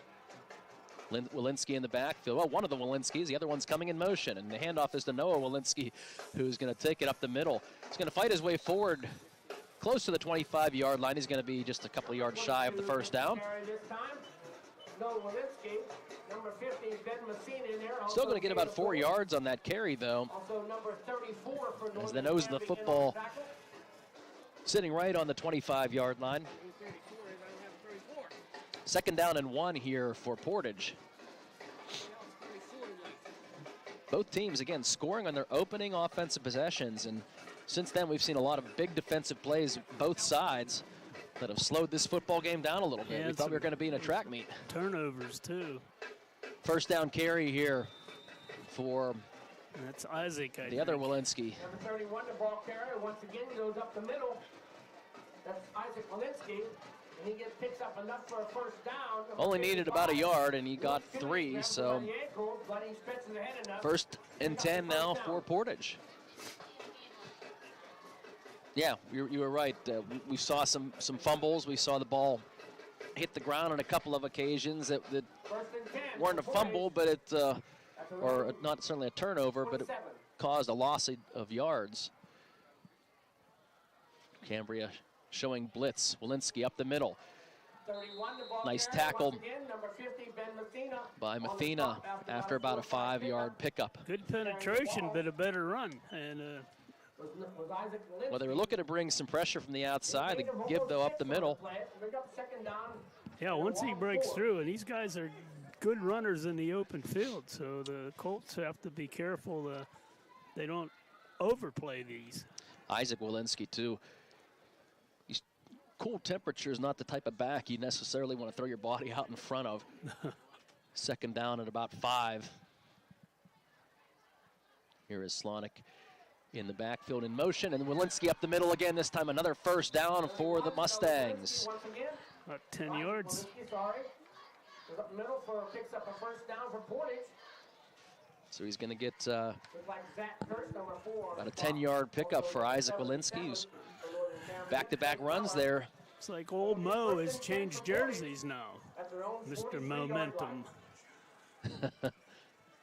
Ball on the 43-yard line. Yeah, the way this opened up with Northern Cambria, just very efficiently taking it down the field in 4 plays, easily scoring. Portage, though, has answered back, and they're driving right now, looking to try to take the lead. Here's Walensky. This time he's good tackle. And that was number 34, I believe. Well, it looked like a 34, but we don't have a 34 on our roster. Number 31, the ball carrier once again. Isaac Walensky So on the tackle for the Colts from number 34. We'd like to give him credit. We don't have. Okay. Bradley on the tackle. Tyler Bradley, we get the word. So 1-yard carry for Walensky that time as Bradley finally slows him down after a couple big gains. They're doing a nice job of using that motion man as a decoy and going up the middle. That was Slonic in motion. Here is Gallus back to pass. Oh, he looks at that backside catch. It is caught by Slonic. Boy, had an opportunity there to really tackle him for maybe a very minimal gain, as it looked like Nathan Fry was. He was wide open. However, the ball hung up long enough for the Colts defense to get there. I don't know why this flag was thrown. This might be on their face mask. Clean over here on Well, this there were side two. of the field. The far official threw it. The near official also threw it. They both saw something. An eligible man downfield. Eligible. So that's what they both saw. So that makes sense here from you're talking about the gentleman below us. From the spot of the foul, which was around the 47 or 48. So it will be about a 5-yard loss. So it's a 10-yard penalty. Well, actually, That brings up a with second this. down and 14. I didn't think it Ball was. back to the 39-yard Must line be of 10, as they moved it that far. So it's second down and about 14. And here is Gallus. Boy, everything kind of stopped there after he got the snap, and he's in the backfield running for his life. He's being chased. And he's left-handed. Oh. One defender falls down, and we got a flag thrown. I think we know what this one's going to be as we Yeah, you kind of see that. That was a legal block. But usually when your quarterback is going east and west that long, that offensive line can only do so much to hold their blocks. They come back and try to seal it off. Again, he was in trouble. He's left-handed. He's running to his right, so that's very hard to turn and throw. So he had to just basically carry it and hope he could get a break, but did not happen. Of course, we haven't seen the official signal yet. Trying to sort it out as to where the foul took place. Illegal block. Illegal block by Portage, pretty much what we thought. And Portage now has got a little of the problem that the Colts had earlier, shooting themselves in the foot. Well, the Colts did it by putting the ball on the ground. Portage is doing it with penalties. But either way, both offenses have had a habit of moving backwards the past couple drives. So that's going to be a second and a mile, huh? Second and 25 as that 10-yard penalty. Not a lot of plays in the playbook for this as they're looking to do a little screen to Walensky. Isaac Walensky, nice tackle by Dolney, who's going to upend him right near the 35-yard line. It may give him the 36, but it's still going to be third and half a mile. Yeah, a little less. For maybe a gain of about, I will call it a game of about 10 almost, maybe 8. So it brings up So it was down to about 18. So an 8-yard That was a good call, though. You can't pick it all up at once. At least you shouldn't try that. They got enough back now. It's a little easier play or down. They got about 16 yards to go. 4.5 minutes left to go in this half. Still 7-7. That was the score at about the 8-minute mark. Here is that reverse. Isaac Walensky trying to find the edge. He's not going to get it, though, as the Colts seal it off, and Walensky's power pushes it forward. He is able to pick up about 6 yards, but he needed 18. It's going to hurt tackling that guy. Yeah, I was thinking He's the same a big thing. boy. And he lowers his head and shoulder on every run that he does, right, anticipating that contact. Well, that takes me back to midget football days, the old double reverses, and they're running the right and left. And Well, they're using pretty that good motion success, man, yeah. very effectively in this first half. A lot of times as a decoy, but they've used it and ran a number of reverses. One reverse pass. That was a touchdown. First time I saw a reverse, we were playing Irwin, and I didn't have any idea what was going on. All I just saw was heads going back and forth. 4th and 11 when we return. You're watching Renda Digital TV presentation of District 6 playoff football. Back in 60 seconds. R4H, this is Ben. R4H is here when you need us. R4H provides transportation 7 days a week, including holidays. We offer local and long-distance transportation for ambulatory clients, as well as those who require a wheelchair, gurney chair, or stretcher van. We provide transportation to medical appointments, as well as social and holiday events. We take pride in providing quality care and professional services to all of our clients. Exciting news! R4H is now certified to provide CPR, first aid, and AED classes to our local community. Due to our rapid growth and increasing need for our services, R4H is looking to expand our team. If you are interested in joining our team as a driver, apply online at rider4h.com or scan the QR code located at the bottom of this ad. Full-time, part-time, and casual positions are available in many locations. R4H Medical Transportation is an equal opportunity employer. As always, because of you, we are R4H. High snap. Back with a 4th down and 11, and punt nearly blocked as it's going to go out of bounds. Ball's going to go out of bounds at about the 38-yard line. So after a couple of big scoring drives to start things out here in the first quarter, and TV timeout. oh, we got a TV timeout. So we'll take a TV timeout. 3:24 left to go in the half. 7-7 is the score. 60-second timeout. We'll come back when we return. You're watching a rented digital TV presentation of Heritage Conference and District 6 playoff football.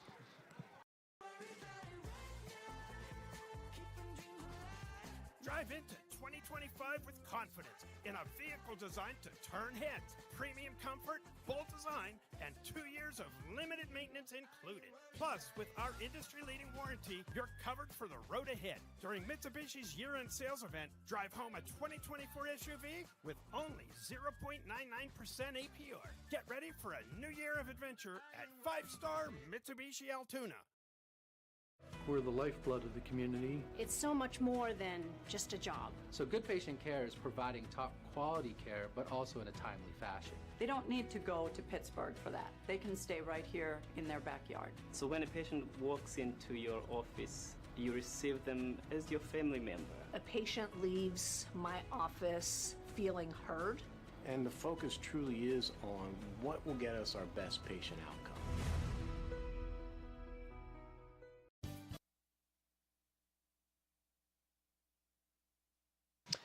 And as we return, we're looking at a 1st down and 10 for Northern Cambria. The ball going to be thrown to Farrell at the 39-yard line. And the left side is going to pick up what looks like maybe a yard. Number 20 on the sure tackle. So we'll see Lucas Gathers. only about a 1-yard pickup. Some scores from around the Heritage Conference. 14-7 Marion Center leading Mount Union in the first. 7-3. Looks like McCourt leading that football game. Handoff up the middle, and there's nothing doing there. Actually may lose. Well, they're going to say he got back to the line of scrimmage, so Bellwood 14-0 leading River Valley in the second. Penns Manor with an 8-0 lead. But Cambria Heights now trailing 7-3 in the first half. Wow. So passing along. Surprises. We're going to have something to talk about in the morning. Still a half of football left for all these teams, but 2:12 to go in this half. 3rd down and 9. Here is going to be the pass. Dolney has the football, looking to fight his way up the middle. He may have picked up the 1st down with that second effort. I think he did. Caleb Dolney with a great catch, and that was similar to the pass play that scored the touchdown to Nate Fry earlier in this game. 2-minute offense now after the 10-yard pickup. Rolling out, Dumb, firing deep down the field. Boy, trying to go for a one-handed catch, similar to Garrett Wilson last night from the New York Jets. Yeah. Went up high to get that, but almost came down with it, but it's incomplete. Little fake to the left and then boot to the right, and just didn't see. Was that Fox, 22? Didn't see him in time. Then he overthrew him. He tried to get it out to him. 2nd down and 10. Time a bit of a factor as the ball is at the 49-yard line. Still 1:47 left to go. Here's the give up the middle. Handoff is nothing doing at all. Well, Portage doing a nice job against this run. Nate Fry trying to find something, but Portage has really shut down the rushing attack for Northern Cambria. That brings up a 3rd down and 9 for Northern Cambria. And 3rd down and 9 here for the Colts. Spread formation. One man in the backfield. Here's going to be a fire. He has Dolney across the middle. That's a 1st down again for Northern Cambria. Caleb is that security blanket. Well thrown. For just a little slant. Hit him right in stride. And again goes to Caleb Dolney across the 30-yard line. This time not a 1st down, but Number 1 and number 2 make the tackle after about an 8-yard pickup. so Anthony Lawrence. It's a 9-yard. they're going to give 9 yards there again to Dolney. 49 seconds. They have 3 receivers timeouts. split to the right. This time the handoff is going to be to Fox, and Malik Fox makes one man miss. What a move. He takes it inside the 5. Did he step out of bounds, or is he in the end zone waiting for the signal? And they are giving him a touchdown. Boy, what a move he put on the defender right near the 20-yard line as he did a quick inside cut. And, well, I think we got some fireworks. Got a fire whistle going off. We've got fireworks. We're under siege here. I don't know what's going on. You know, fire whistle was blowing and somebody shot a cannon off. I think it was about a 33-yard run. Is that what you had? No, I just had him for 20 yards, wasn't it? They were. Oh, You're right. You know what? You were right. He was. No, it might have been 30. We'll see if these guys have anything. I'm not used to doing that. He missed the extra point. That may prove big later on. Either way, 36 seconds. We're going to take a quick 30-second timeout, and we're getting set to end this half. We'll see what Portage elects to do when they receive this football. You are watching Renda Digital TV presentation of District 6 playoff action. Back in 30 seconds. The Barnesboro Slovak Club is a proud sponsor of high school athletics. And if you're looking for a friendly, comfortable atmosphere with good friends and entertainment, then try the Barnesboro Slovak Club. The Barnesboro Slovak Club welcomes new members, and there's always fun activities to do there. And be sure to check the Slovak Club out on Facebook for upcoming events. Again, that's the Barnesboro Slovak Club. Join today.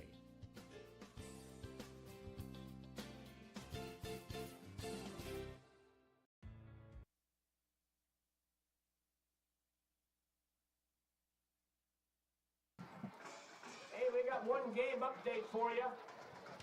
Bishop Court. And we're back at Duffy Doherty Field. Some other scores for you. Marion Center is leading Mount Union 21-7 in the second. Marion Center is leading Mount Union 21-7 in the second quarter. Penns Manor leading 8-0 over Moshannon Valley. Penns Manor is 8-0 over Moshannon Valley. And Bellwood leading River Valley 14-0 in the second. Bellwood is winning 14-0. Here we got a 13-7 score after an 8-play, 62-yard drive, a great offensive drive for Northern Cambria.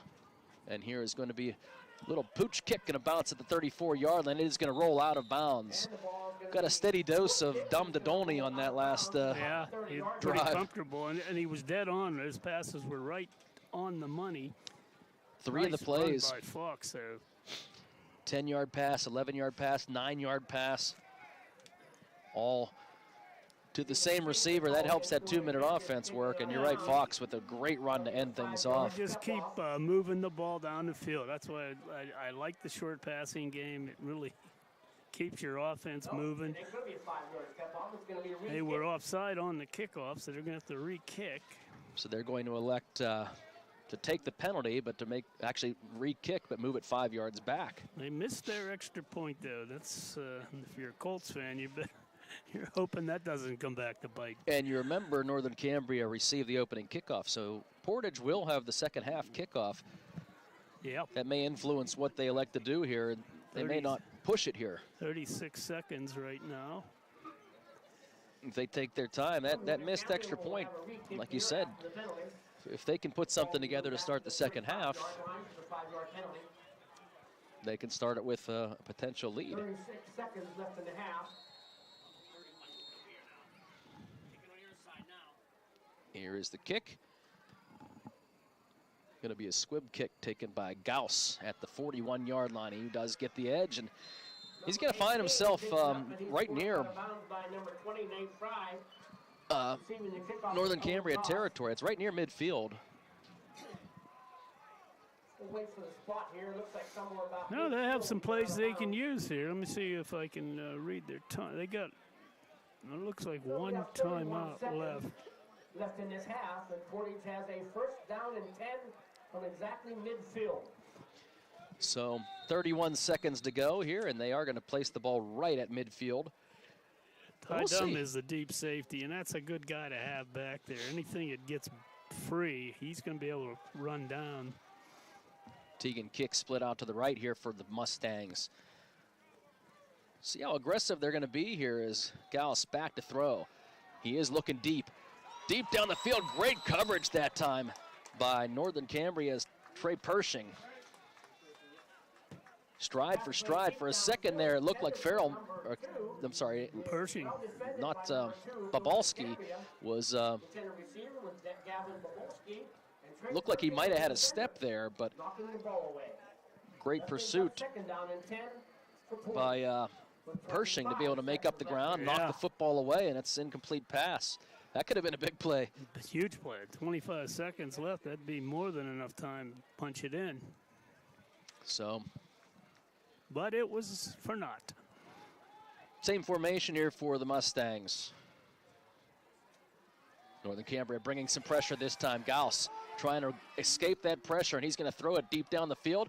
The ball is going to be tipped into the arms of Nate Fry for Northern Cambria. And Fry is going to take the football across the 35 to the 36-yard line. Number 20, Nate Fry comes down with it for the Colts. Give Northern Cambria's defense credit for bringing that pressure. And they had a blitz right up the middle, and that just chased Gauss out of the pocket. He did a nice job of getting the ball downfield that well. Threw it down, but it went into double coverage. Yeah. So great job by the defense there as they dialed up the right call. 13 seconds left. I mean, they could take a shot here. They got a couple timeouts. I'd say a 3 on the board. Got a receiver like Dolney, you can do a lot of things with him. And they're going to look just to do a little wide receiver screen. He's going to pick up a first down. We'll call time. They're going to call a timeout. We'll take a timeout as well. 13-7, 6 seconds left. Maybe time for a Hail Mary when we return. You're watching Renda Digital TV presentation of District 6 playoff football back after this. Becoming a champion isn't defined by a single moment. It's a journey shaped by years of dedication on and off the court. Milk stands out as a nutrient-rich powerhouse loaded with protein, calcium, and essential vitamins, making it crucial for muscle recovery and building strength. Fuel your passion with milk, a natural sports drink. Drink milk, stay strong, and play hard. Cheers to the incredible benefits of milk and sports nutrition. A message from the Allied Milk producers.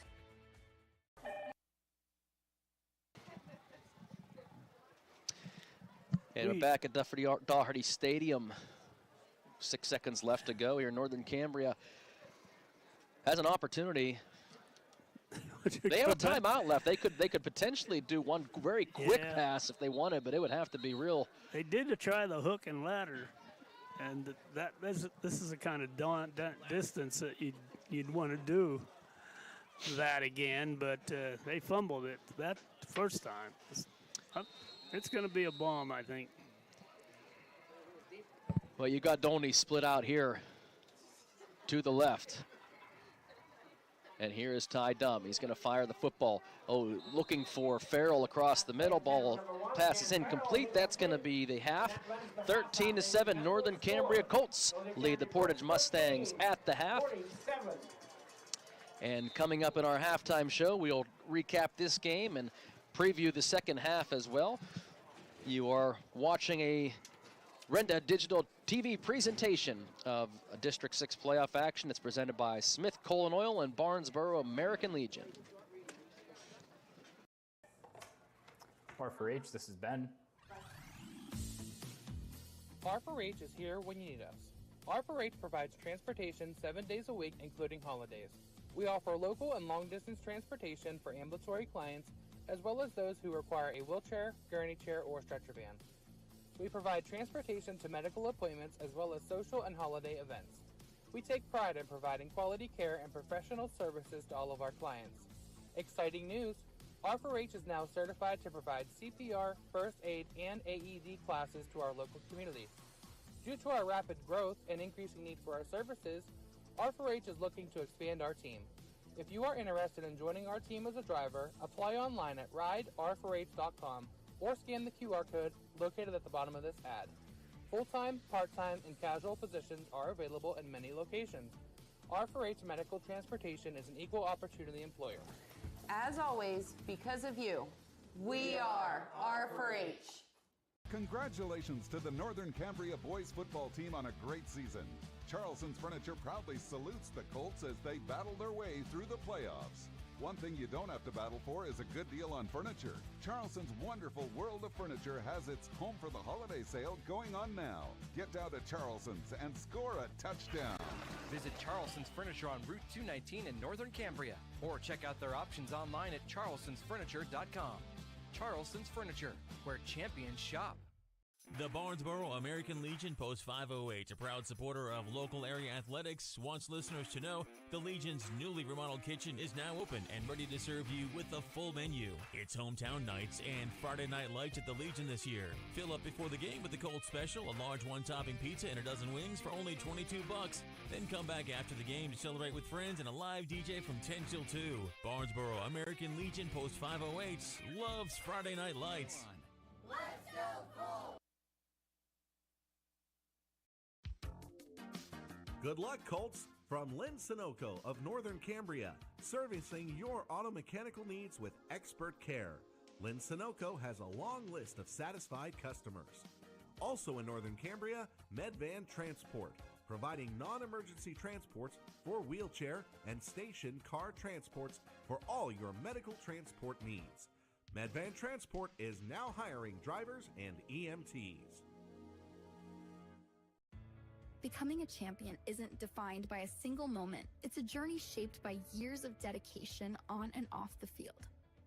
Milk stands out as a nutrient-rich powerhouse, loaded with protein, calcium, and essential vitamins, making it crucial for muscle recovery and building strength. Fuel your passion with milk, a natural sports drink. Drink milk. Stay strong and play hard. Cheers to the incredible benefits of milk and sports nutrition. A message from the Allied Milk Producers. We're the lifeblood of the community. It's so much more than just a job. So good patient care is providing top quality care, but also in a timely fashion. They don't need to go to Pittsburgh for that. They can stay right here in their backyard. So when a patient walks into your office, you receive them as your family member. A patient leaves my office feeling heard. And the focus truly is on what will get us our best patient outcome. So what sets S&T apart from other financial institutions is that they are visionary. Now, we understand that it is partially about the numbers, but they know it's not just about the numbers. It's about the management team, it's about the strategic and business plan, it's about how the team is going to execute on that. In short, S&T gets it. Quite honestly, we couldn't have done it without S&T.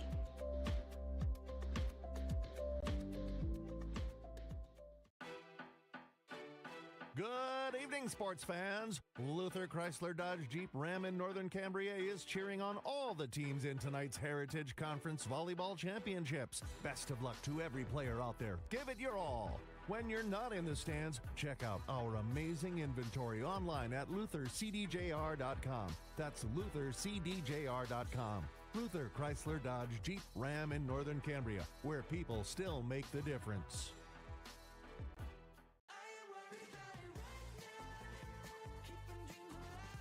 Drive into 2025 with confidence in a vehicle designed to turn heads. Premium comfort, bold design, and 2 years of limited maintenance included. Plus, with our industry-leading warranty, you're covered for the road ahead. During Mitsubishi's year-end sales event, drive home a 2024 SUV with only 0.99% APR. Get ready for a new year of adventure at 5-star Mitsubishi Altoona.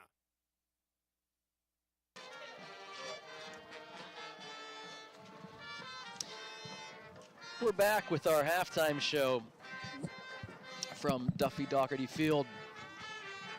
Is it Doherty or Doherty? Doherty. Well, I always called it Doherty, but that's how they said it when he was at Michigan State. Well, Doherty's, I think, the local pronunciation. Yeah. Well, either way, we are but here you in know Northern where Cambria. we're at. Yeah, So, know who he is. This football game, Northern Cambria won the toss and elected to receive, and very efficiently took their opening drive, 4 plays, 57 yards. It finished with a dumb to Nate Fry touchdown pass of 28 yards. Extra point was good. It was 7-0. Then Portage answered right back as they put a nice drive together, converting twice on 4th down with a 10-play drive. It completed with a reverse pass play. The way that one worked was that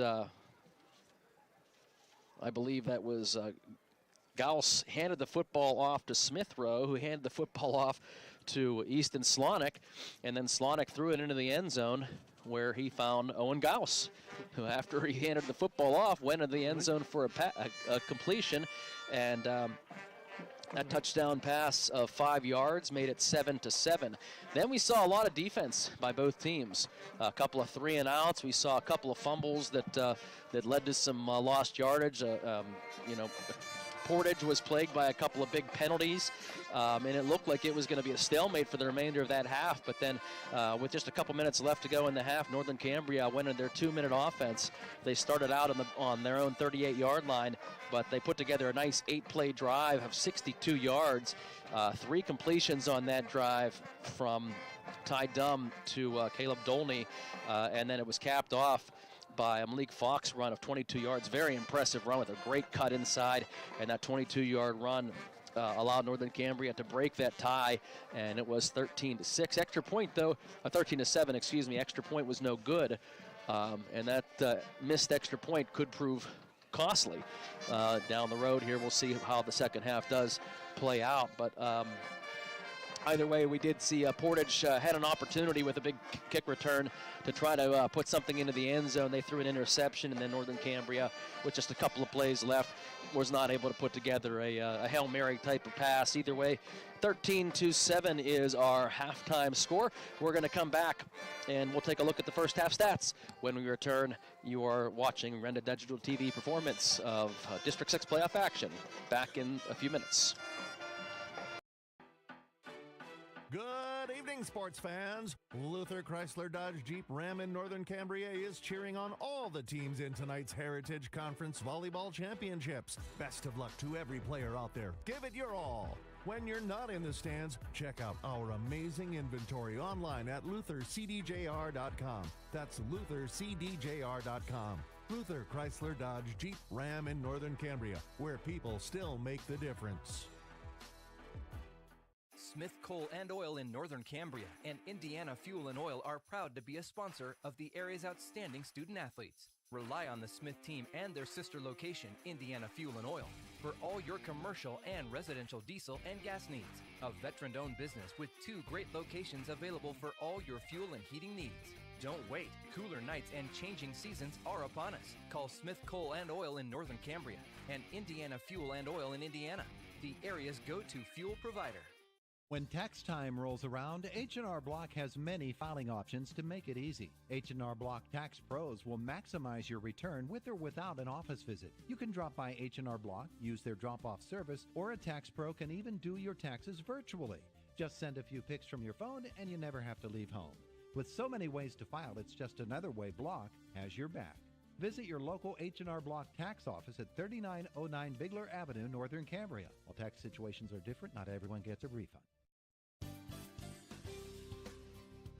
The Barnesboro Slovak Club is a proud sponsor of high school athletics. And if you're looking for a friendly, comfortable atmosphere with good friends and entertainment, then try the Barnesboro Slovak Club. The Barnesboro Slovak Club welcomes new members, and there's always fun activities to do there. And be sure to check the Slovak Club out on Facebook for upcoming events. Again, that's the Barnesboro Slovak Club. Join today.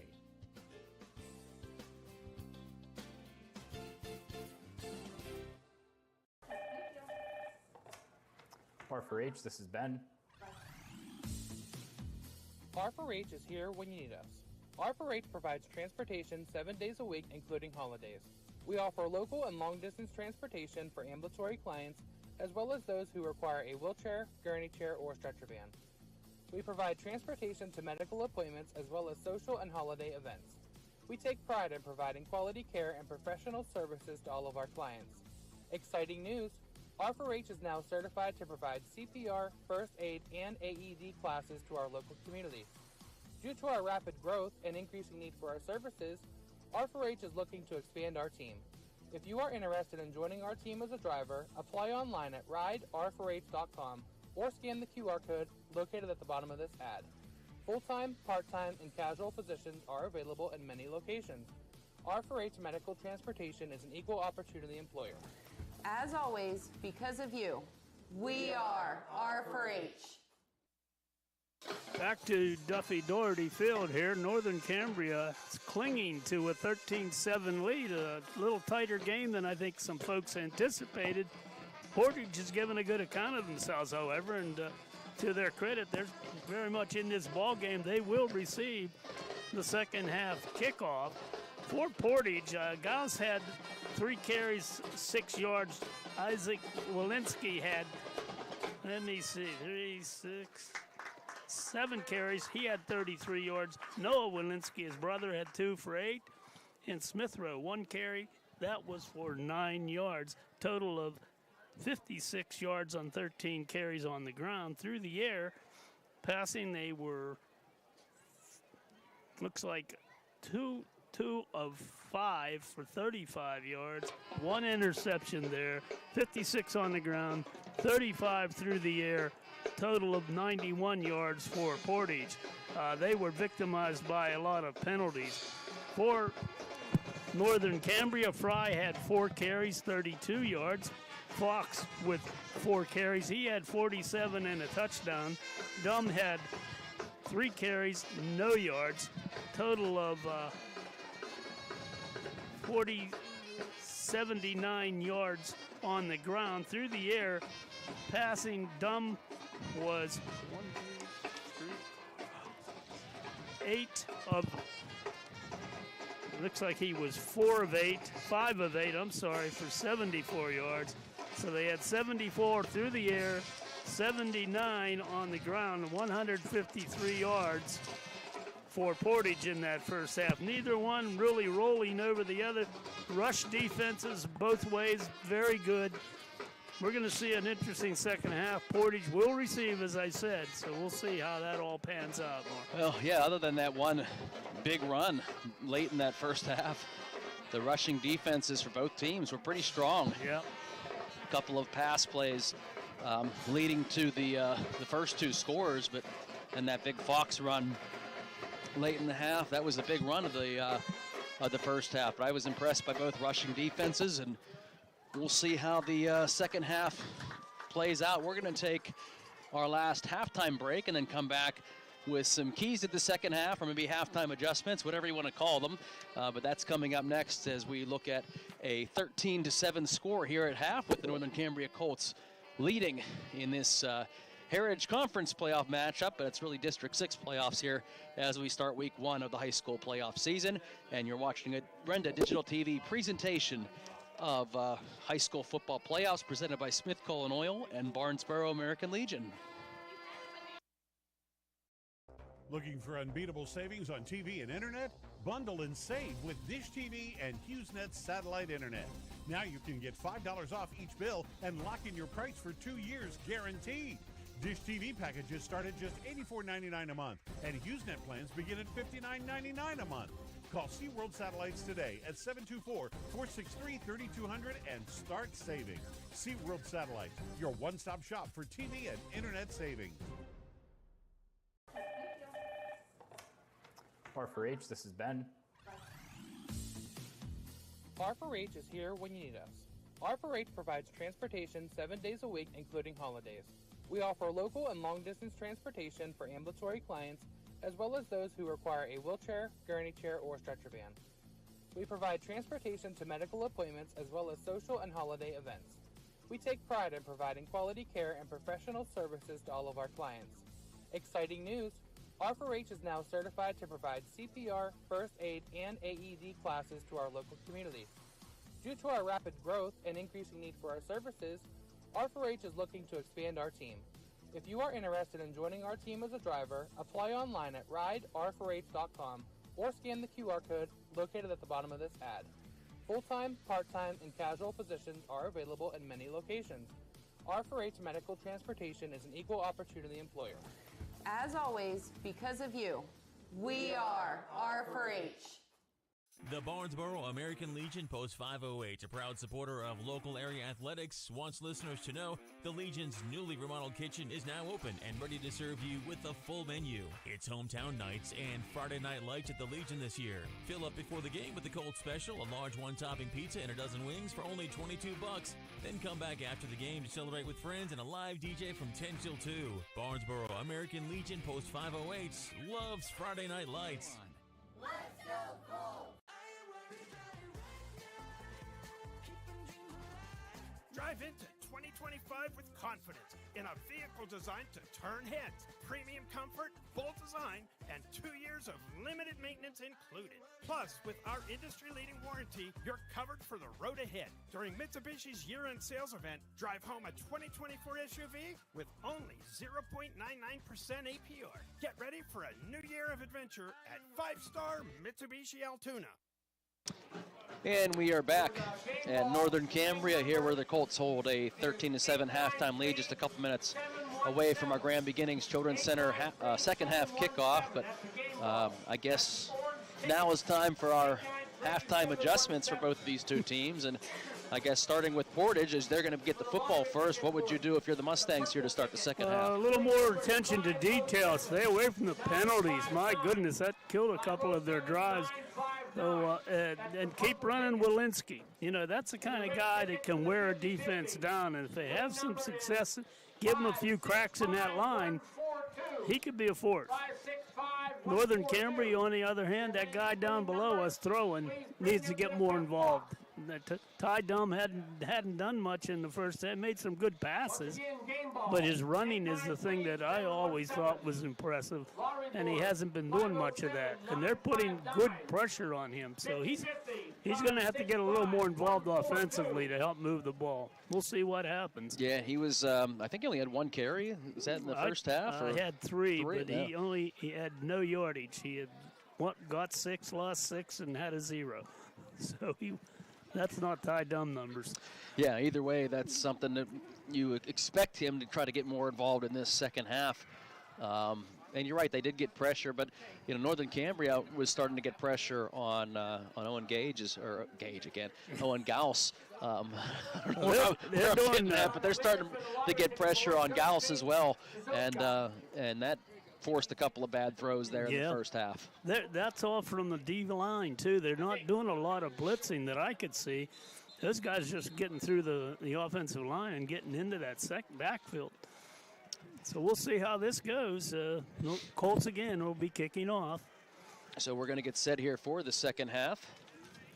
Very cool evening. It seems like it's getting colder, too, by the minute. I'll offer you this coat if you want it. It's okay. I'm doing all right, but we're... Us old guys have to have extra layers. Yeah, well, I'm reaching that point myself. So, I should have brought extra layers. It is a cool night here. First really cool night that we've had, I think, during the entire high school football season. Well, they said next week it's going to get back into the 70s again. Yeah, so this is wacky weather, I can tell you. Crazy. But we will see what the Portage Mustangs elect to do as they do get the football here to start the second half. And their kick return team, and both teams kicking kind of short with some of these kicks.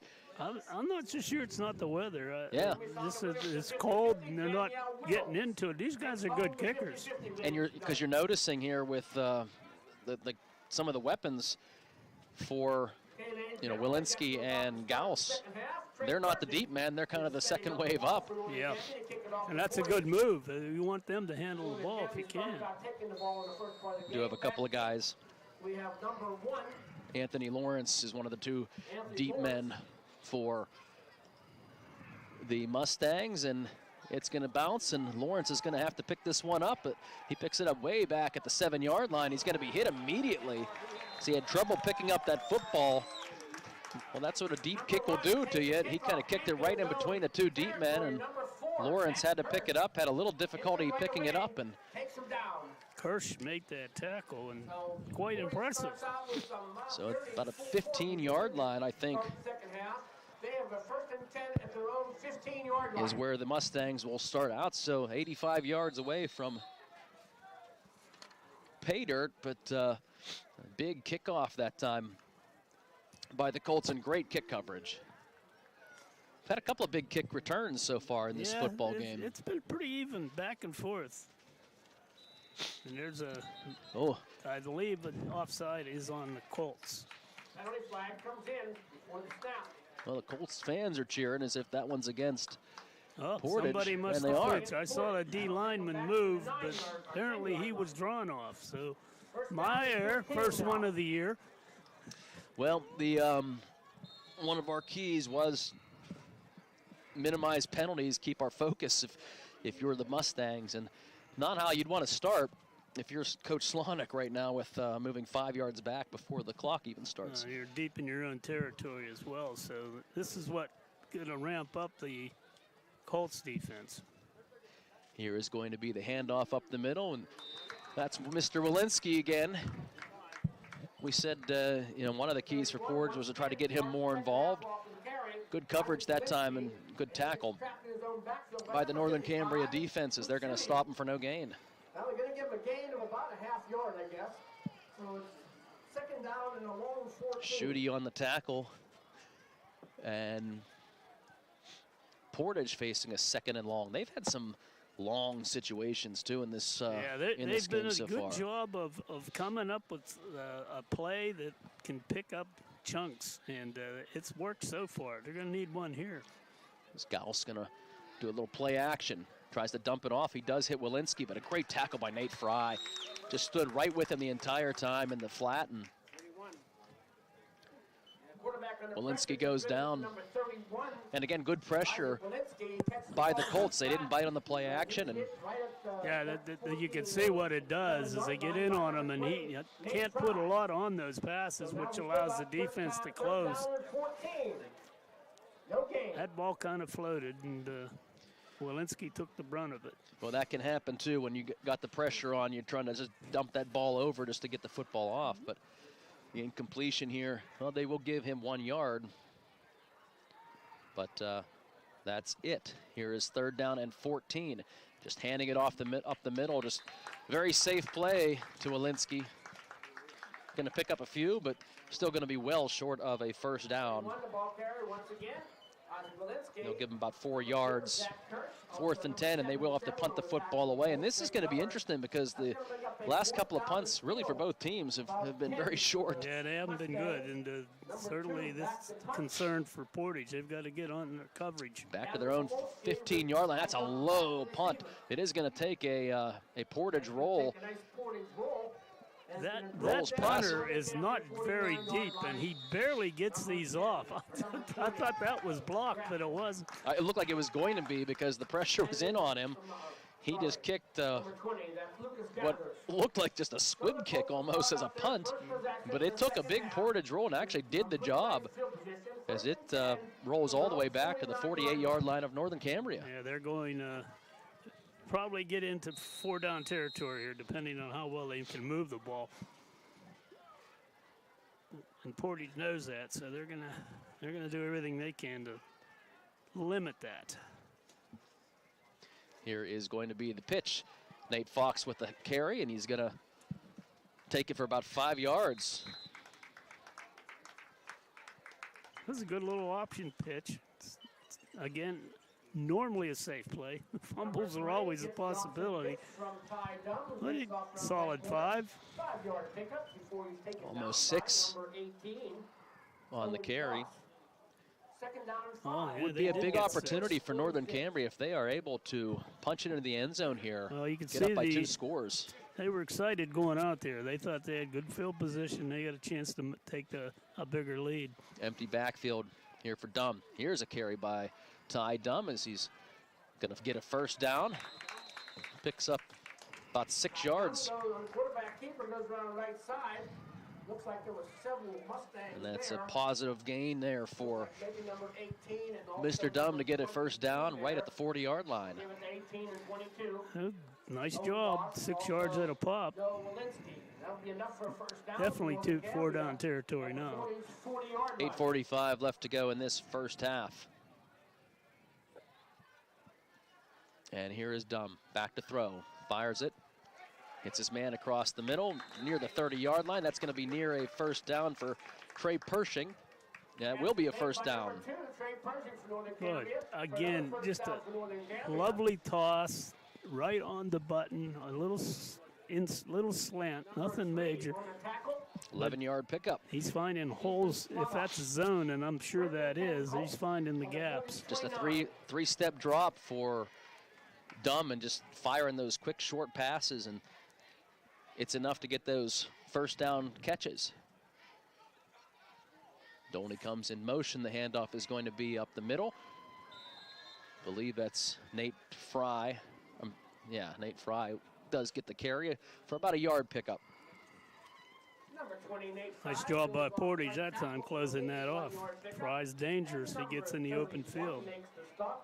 There's not been a lot of room up the middle, really, by either team. No, it's mostly been on the wings. You're right. Portage has some size, too, up the middle. There's not easy guys to be able to push out of the way and create the hole for the Colts as they face a 2nd down and 9. Here is Fry in motion again. He's going to get the fake, and here is Ty Dumb, carries it. First down up the middle, still on his feet, into the end zone. You wanted to get him into the game, and Ty Dumb with a big touchdown run. We said he was kind of unusually quiet in that first half, and one of the keys. Well, that was a nice run on his part. He did a nice play fake there to the motion man. Oh, I hate that. So I had, what did I have before? 30. He was at the 30 there. 30 yards. 30-yard run by Ty Dumb. So Ty Dumb. 19-7. We'll see. They are going to go for 2 here. Colts are going to go for 2. Given that missed extra point. Big score for the Colts. Nate Fry is the lone setback for Ty Dumb, who's back to pass. Throws it across the middle. 2-point conversion is good as he hits Farrell for the 2-point conversion. Another nice looking throw and catch. 21-7 is our score. We're going to take a 60-second timeout and come back with a Renda Digital TV presentation of Week 1 of the District 6 playoffs when we return. Congratulations to the Northern Cambria boys football team on a great season. Charleston's Furniture proudly salutes the Colts as they battle their way through the playoffs. One thing you don't have to battle for is a good deal on furniture. Charleston's wonderful World of Furniture has its Home for the Holiday sale going on now. Get down to Charleston's and score a touchdown. Visit Charleston's Furniture on Route 219 in Northern Cambria, or check out their options online at charlestonsfurniture.com. Charleston's Furniture, where champions shop. When tax time rolls around, H&R Block has many filing options to make it easy. H&R Block Tax Pros will maximize your return with or without an office visit. You can drop by H&R Block, use their drop-off service, or a tax pro can even do your taxes virtually. Just send a few pics from your phone and you never have to leave home. With so many ways to file, it's just another way Block has your back. Visit your local H&R Block tax office at 3909 Bigler Avenue, Northern Cambria. While tax situations are different, not everyone gets a refund. It was a 5-play drive, 52 yards, capped off by a 30-yard Ty Dumb touchdown run. The 2-point conversion, Dumb to Farrell, was good, 21-7. Now the score with the Colts. leading the Portage Mustangs. Another bobbled kick return here, but Lawrence does keep his feet as he crosses the 25-yard line. Is going to be down at about the 26. Yeah, that's always a problem when you kind of bobble the kick, especially when it's along the ground, and they're hard to handle, especially on a cold night, and that's what happened there. Just broke down the return. 7:16 left to go, just in the third quarter still, so a lot of time left for the Mustangs to try to chip away, but being down by 2 scores. Yeah, they need to move the ball. Even if they don't score, they need to get their offense in gear a little bit so they feel pretty good about it. They're only down 2 scores. That can be overcome very quickly. Well, a lot of time, as we said, is left on this clock. Here's Gauss in the shotgun formation. We mentioned Smithrow. He's here to the right. The give, though, is going to be to Isaac Walensky, who's looking to try to get the right edge. Northern Cambria stringing him out, though, as he's going to be hit by a host of Colts. May gain a yard, but that was a punishing yard. He is one tough runner. It took about 5 guys to bring him down, but they did bring him down, and it was a minimal gain. 2 yards, and he earned every one of those 2. Yeah. So the ball on the 29-yard line. Walensky's here in the wing. He's in motion. He's going to take the handoff around the left side this time as he's going to try the left, and we'll pick up a couple of more. Northern Cambria does make the stop, setting up a third and kind of medium range. About 5. You see him duck down and take on the defender. You know, every as time. a defender, that's got to hurt. Yeah, every time he does that too. And you're not going to get me. I'm without paying for it. And that's basically what you got to give Colts credit. They're sticking with him. But boy, they say punishing runner. That's what he is. 3rd down and 5 here for the Portage Mustangs. Big 3rd down here. If you're Portage, you do not want to go. Yeah, you got to keep the ball a little bit. Now we got timeout.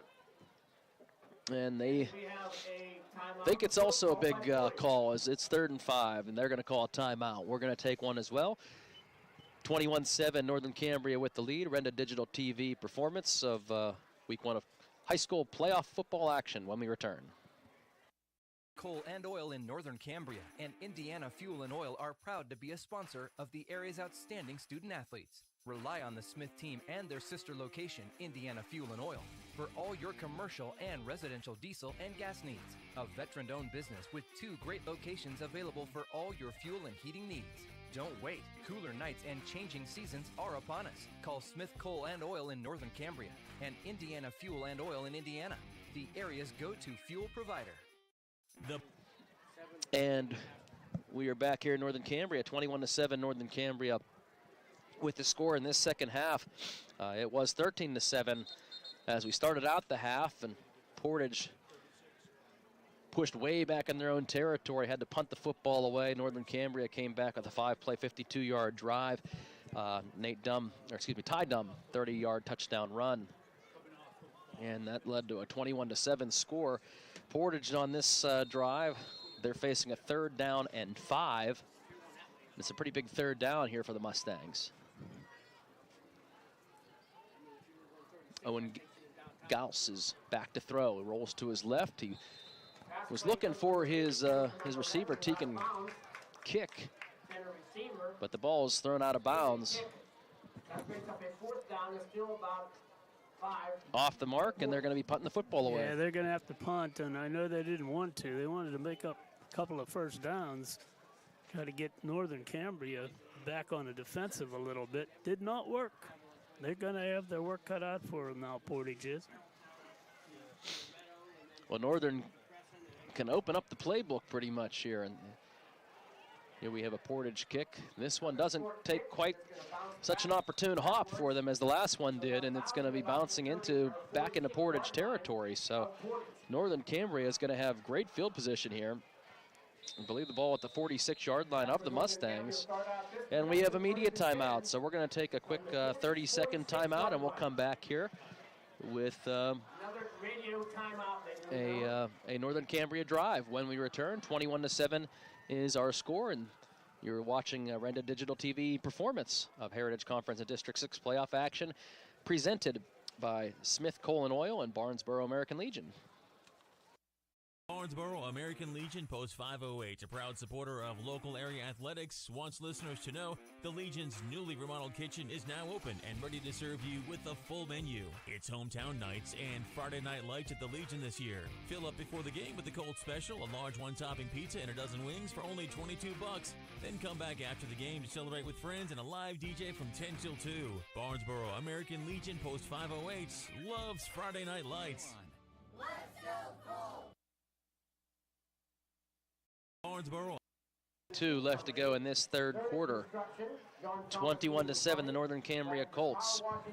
Now with them more comfortably, this was a very close game in the first half. Yeah, it wasn't till the last couple of minutes, a 2-minute drive put together by the Colts where they were able to finally get the lead at 13-7.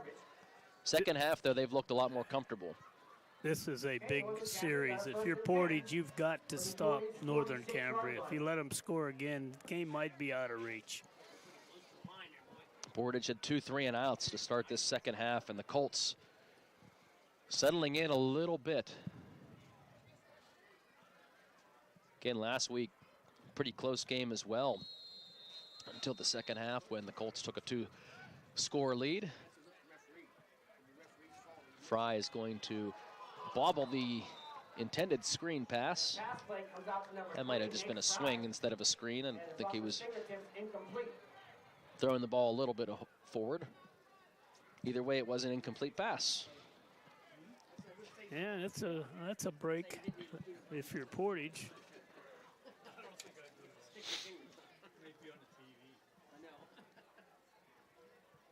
Thought that Northern Cambria might try to run the football a little bit here to take a little bit of time off of the clock. They use some of those short passes almost like runs. Yeah, and if they're complete, they're difficult to stop. And here's going to be the option as the ball is going to be pitched off to Nate Fry. Is going to be tackled immediately, and that gets the Portage fans and the sideline riled up a little bit. Yeah, nice pitch. Fry had nowhere to go. And he gets taken down. So no gain, 3rd and long here for Northern Cambria. I think it was number 20 on the tackle.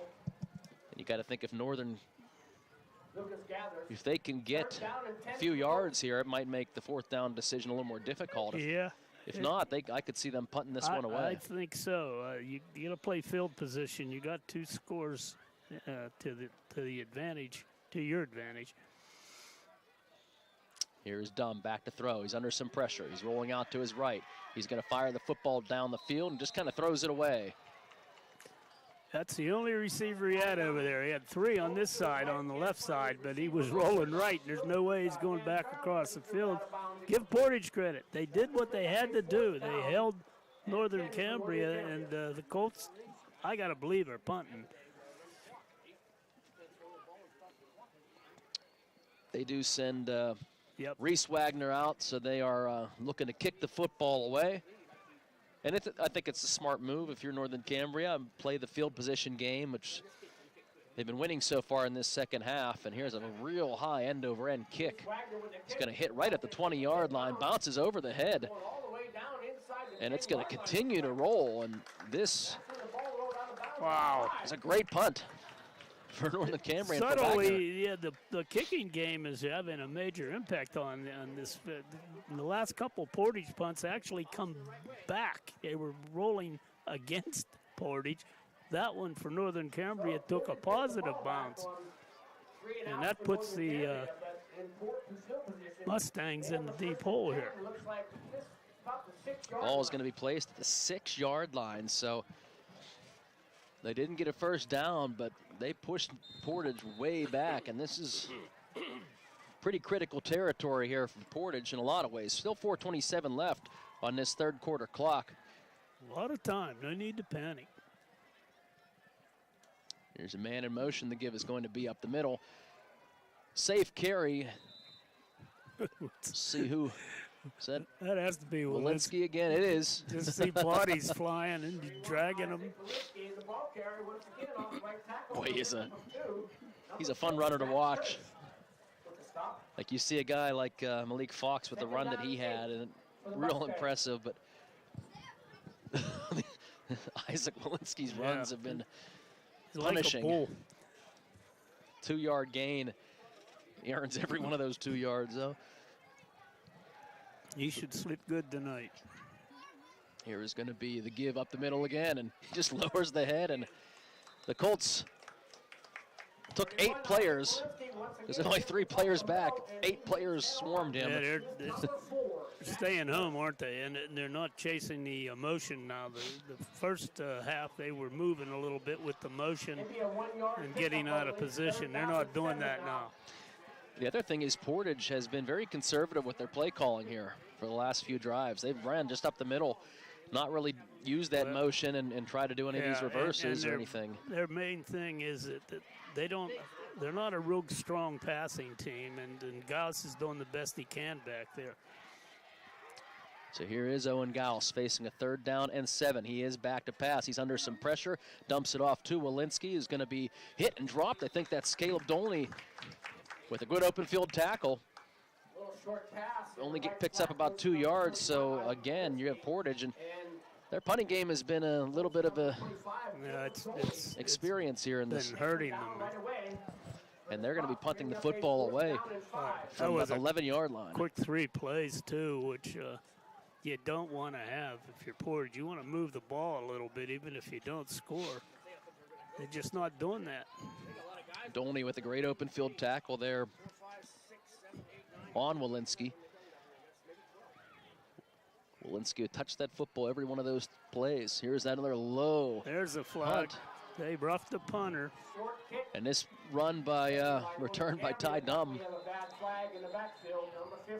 It does make it tough because he kind of sets up almost like a quarterback with where he's situated. He's got to catch and kick.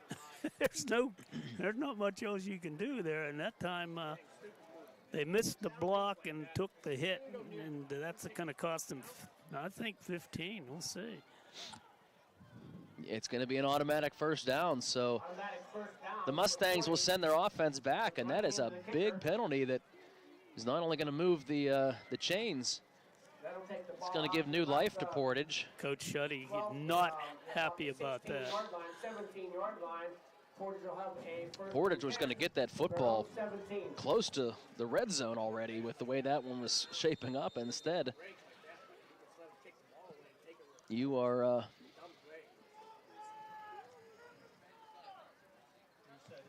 still waiting where they spot the football now, I believe at the 17-yard line. So here is Gauss up the middle. This time it's the other Walensky, Noah, who's going to get the carry up to about the 27-yard line. It should be a 1st down. They're very close. Yep, they're moving the chains. He's going to pick up about 8 yards or so. So that they're giving him a 1st down, 1st and 10. A 10-yard carry is going to be enough for a 1st down for Mustangs, and it's the first person other than Isaac Walensky who's carried the football in quite a while. Yeah, they kind of were following him that time, and the other Walensky got it. This time it is going to be Isaac again who's going to have it, but Colts are waiting for him now, and Kirsch and company there to make the stop. They're not giving him any room up the middle, and if he gets into that secondary, look out Loretta. That's why I'm surprised they're not utilizing the man in motion or any type of. Kind of got away from it. They were doing stuff with that early in the 1st half, but they haven't really. They're pretty basic right now with these handoffs. And Northern Cambria is not giving them anything up the middle right now. 2nd down and 9 here for the Mustangs, and Walensky's going to take the direct snap, and he's looking to go around the left end. And again, Northern Cambria is doing a tremendous job right now, slowing down that rushing attack by Portage. They just won't let them block them. They're floating with the play, just shedding the blocks, staying up with them, and there's nowhere to run. 3rd down and 9. Ty Dumb coming off the Third down Field and might 8. just need a break. Looks like he got something in his Ball now eye, at but the 28-yard line. so we'll see what the Mustangs elect to do.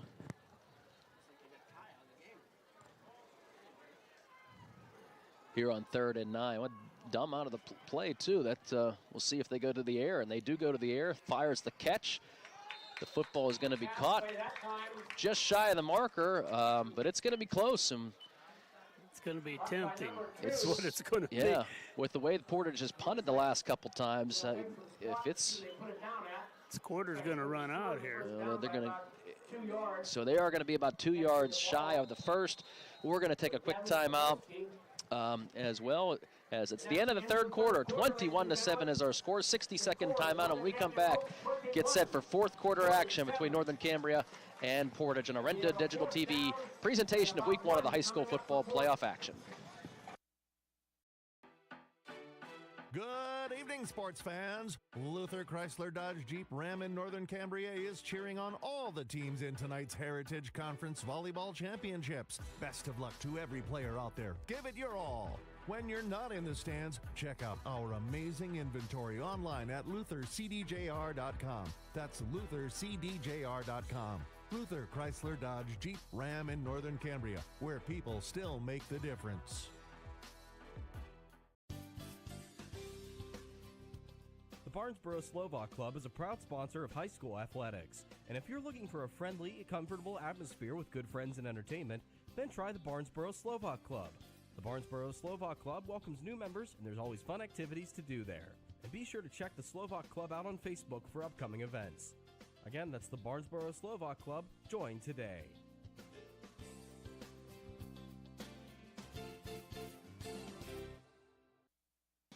Set for 4th quarter action here from Duffy Doherty Field. Or Doherty Field, whatever you want to call it. Either way, we're in Northern Cambria.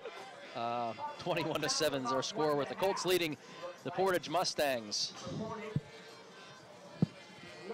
Portage went 3 and out on their opening possession. Northern Cambria then extended their lead to 21-7, and now the Mustangs looking to try to answer back here, as the handoff is going to be a direct snap up the middle, 4th down carry, and that is Isaac Walensky. Old buddy, yep. Gets the first down for the Colts. Solid, about 8-yard gain yes. on that one. Just a quick direct snap up the middle, looking to pick up the first, and he picked up the first and more.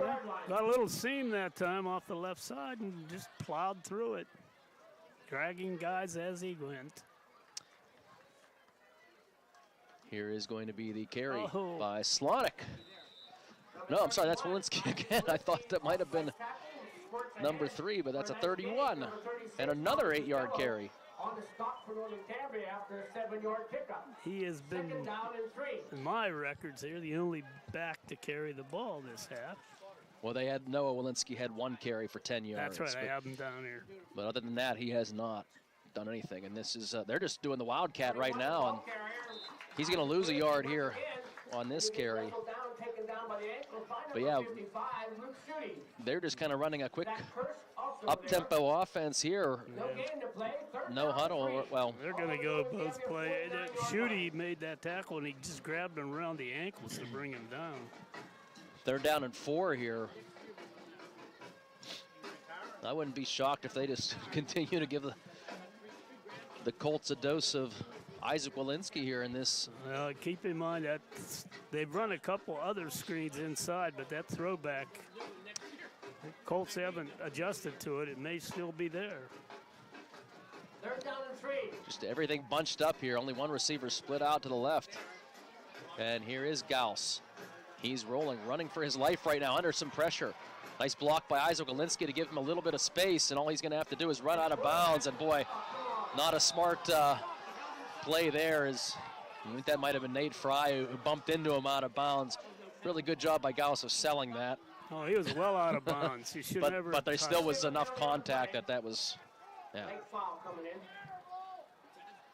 Fans aren't happy about it, but there was definitely contact out of bounds, and there didn't need to be. And now another flag is thrown. This one could be a sideline, unless they give him a warning. Personal foul, late hit out of bounds. By Northern Cambria. Going to take the ball down to the Northern Cambria 40-yard line. And a sideline warning also. So Portage gets help with penalties. They were hurt by penalties in that first half, but definite contact there too. It just wasn't necessary to hit him. No. He was about three or four steps out of bounds when he was hit. It wasn't hit hard, but it still was enough contact to force the penalty, and now the ball is placed at the 40-yard line.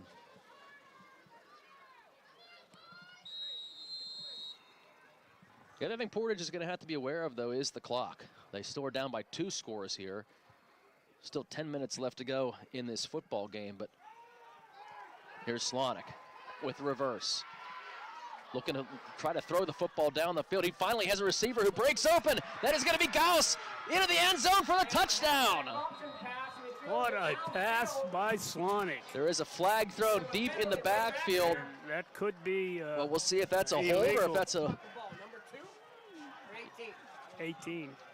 So I'm similar as the as that was the same play that they scored the touchdown on, where they did the reverse, but this one's coming back.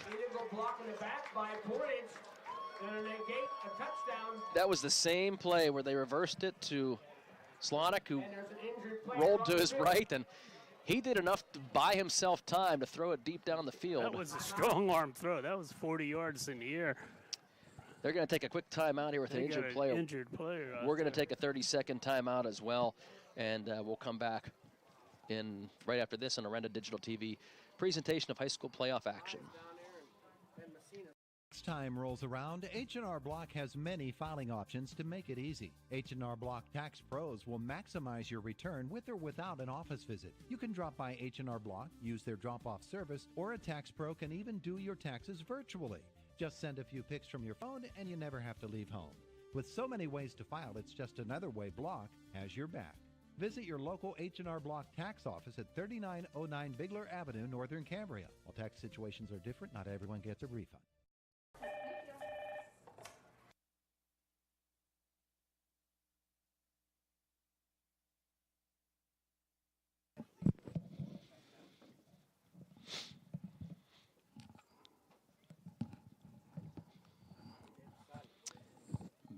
Back here at Duffy Doherty Field, tending to the injured Colt.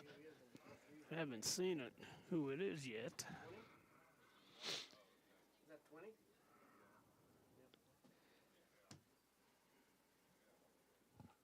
Ty Dunn was over there with the player as well.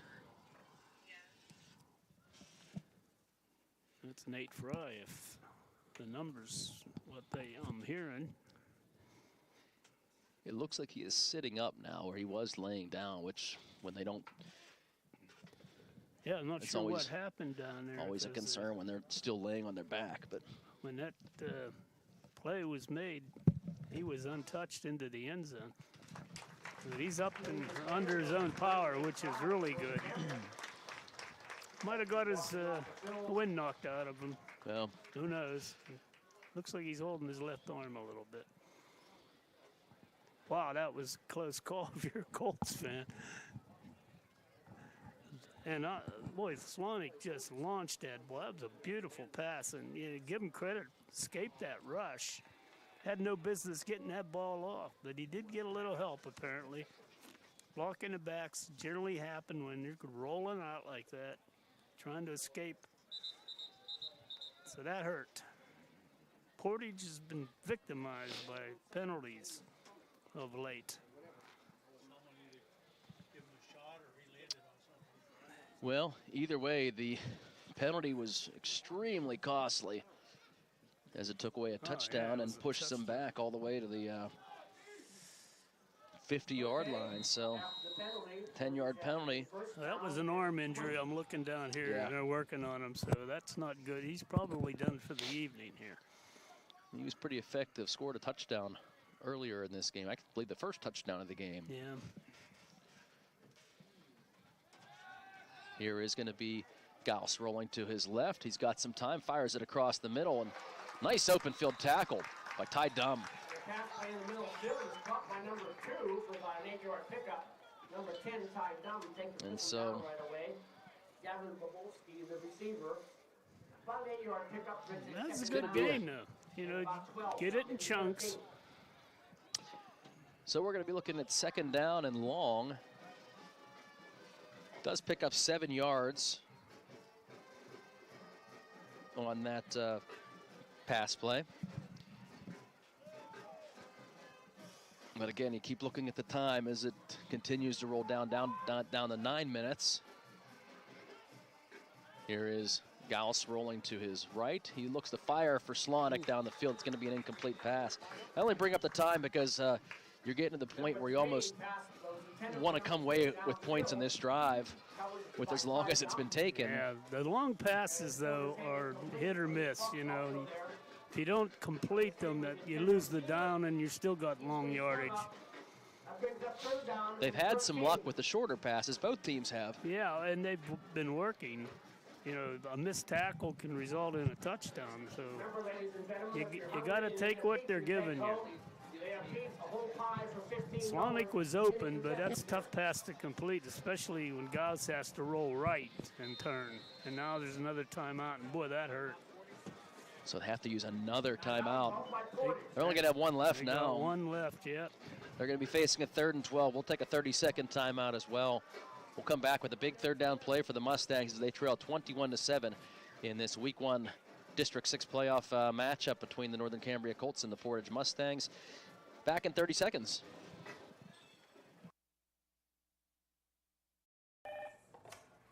R4H, this is Ben.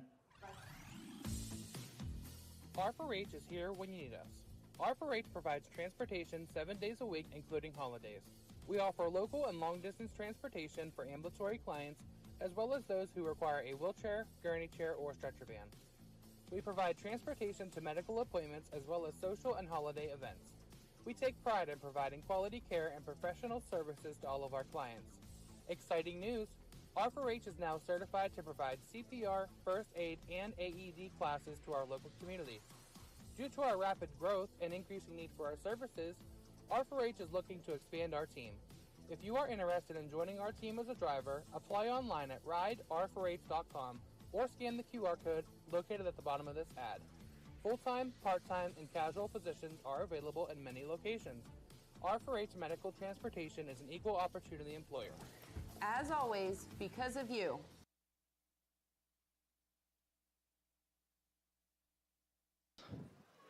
Apologize. He's throwing a streak pattern and underthrew the receivers. So now they're in 4th down situation. And as you heard, 13 to go. So 4th down and 13. Boy, you'd almost say that this is, you punt the football here, given 4th and long, but Portage is going to go for it because there's only under 9 minutes to go in the game. They're down by 2 scores. And are they going to have to use their last timeout? Nope, they're going to have a delay of game.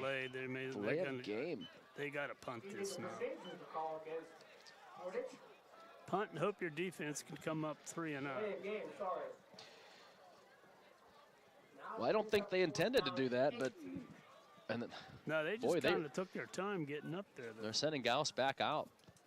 So they are going to go for this football, even backing up 5 more yards. They're going to go for the first down. 4th and 17. Portage, huge play here in this football game as they trail 21-7. Gauss rolls to his left, under some pressure. He fires the football down the field, incomplete. Oh my. Ethan Slonic was 10 yards beyond coverage, but Gauss was on his horse trying to escape the rush and did not see him. Rolled to the, I think, the weak side of the field.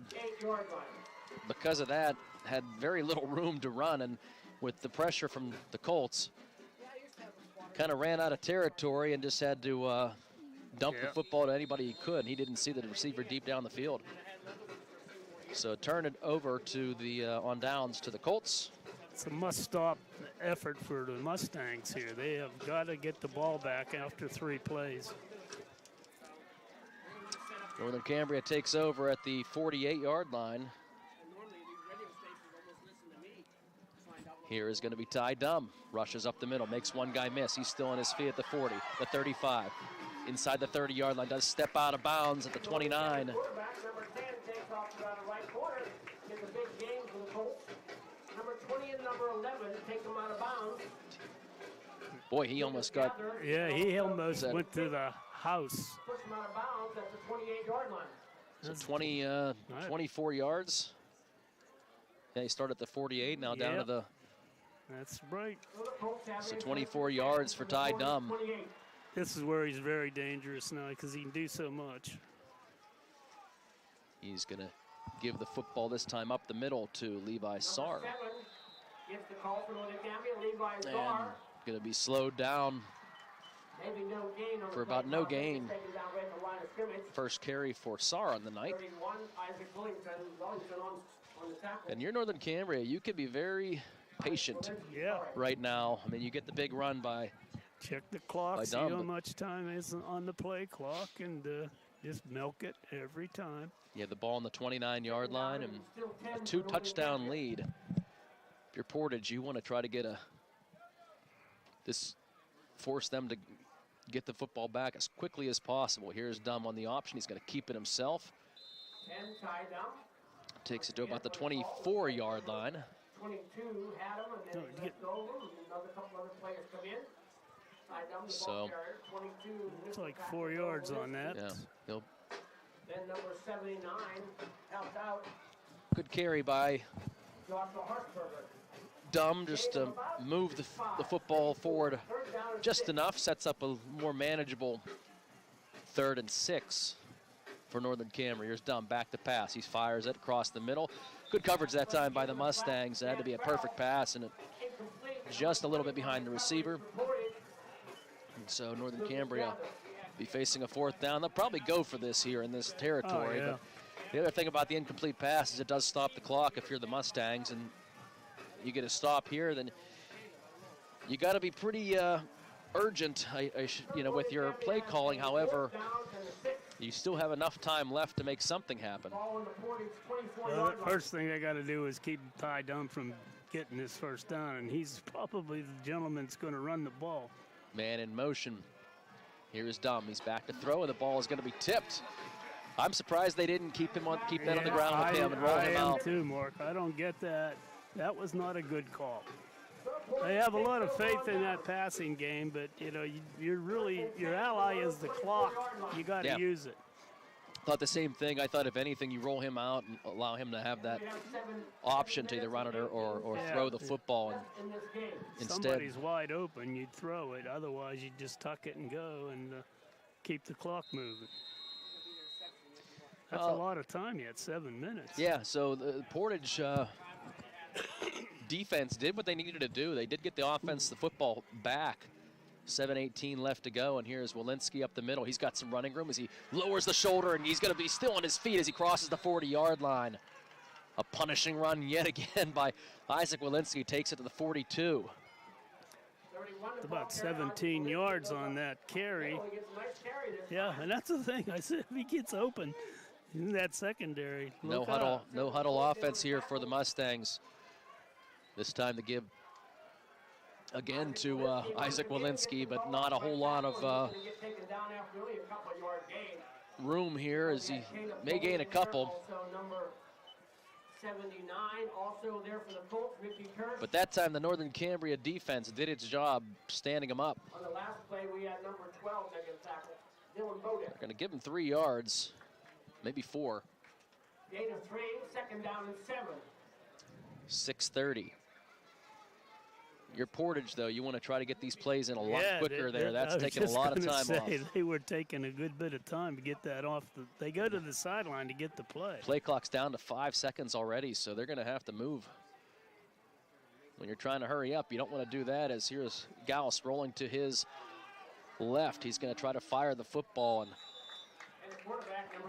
they ran that play, or at least they rolled him out to the left a number of times, and he's just not been able to find the receiver open down the field, and part of that's because of some of the pressure that the Colts D is putting on him. And they're doing a nice job of covering. Noah Walensky was the guy he was trying to get the ball to. He could not get separation, though, and as a result, incomplete pass. It's that left-handed quarterback keeps rolling to his left. I keep thinking, it looks awkward because it's almost like he's going to have to throw across his body, but no, that's a more comfortable spot for him to roll, being a lefty. So here is going to be Gauss rolling again to his left, looking down the field. He does dump the football over the top of the defense, and it's complete. That's a great pass that time by Owen Gauss for the first down. He's going to hit Gavin Babalski. Yeah, that good catch, good pass.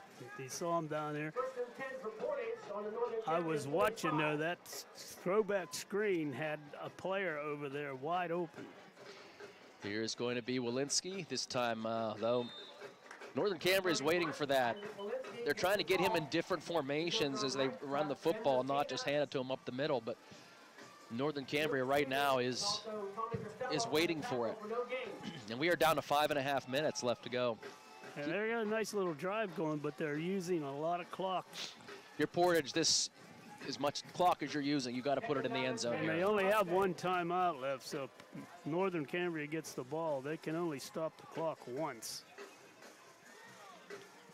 Trying to get the formation right as Owen Gauss drops back to pass. But they're on him. Looks like he was going to try to set up an inside screen, but they are all over him. He does fire the football and did a great job of getting it close to Smithron. And also number 79 just tosses the ball downfield.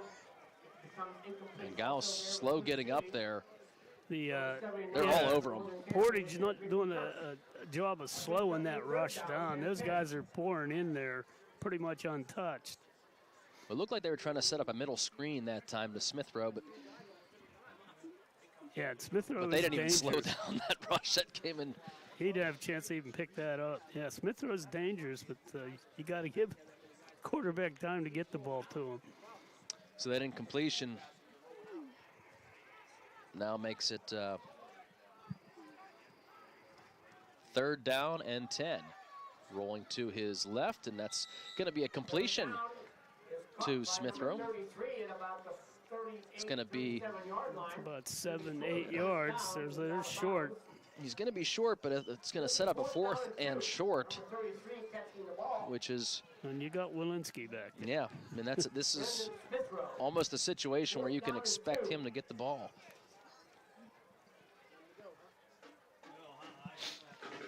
But 4:45 left to go on this clock, so you pick up the first. You're Portage. You got to move. Got to be quick here. Up the middle. Walensky runs over a defender, and he does get the first down. Wow. That's not an easy tackle to make right now. No, it's not one you want to make either. And number 77, Greg Weller. Isaac Walensky just runs over the defender. And the ball's now at the 34-yard line. But if you're Portage, you've got to be more up-tempo here with down to 4 minutes left. Again, they only have one timeout, and they're down by 2 scores. Yeah, these plays are taking long. They got to get some big chunks here, because Northern's going to get the ball. Here is Gauss rolling out to his right. He's trying to throw the football, and that's one where he has to turn his body and throw, and because of that, he's looking for Smithrow, but pretty good coverage down the field and good pressure again by Northern Cambria. I think you mentioned it earlier. They're not sending a lot of blitzes. They're doing a lot of this with just their defensive line just shooting through. I don't know how they're getting through that easily, but they are. And Gauss doesn't have a chance even to look where his receivers are. He's just running for his life. 2nd down and 10. 4 minutes left to go on this clock.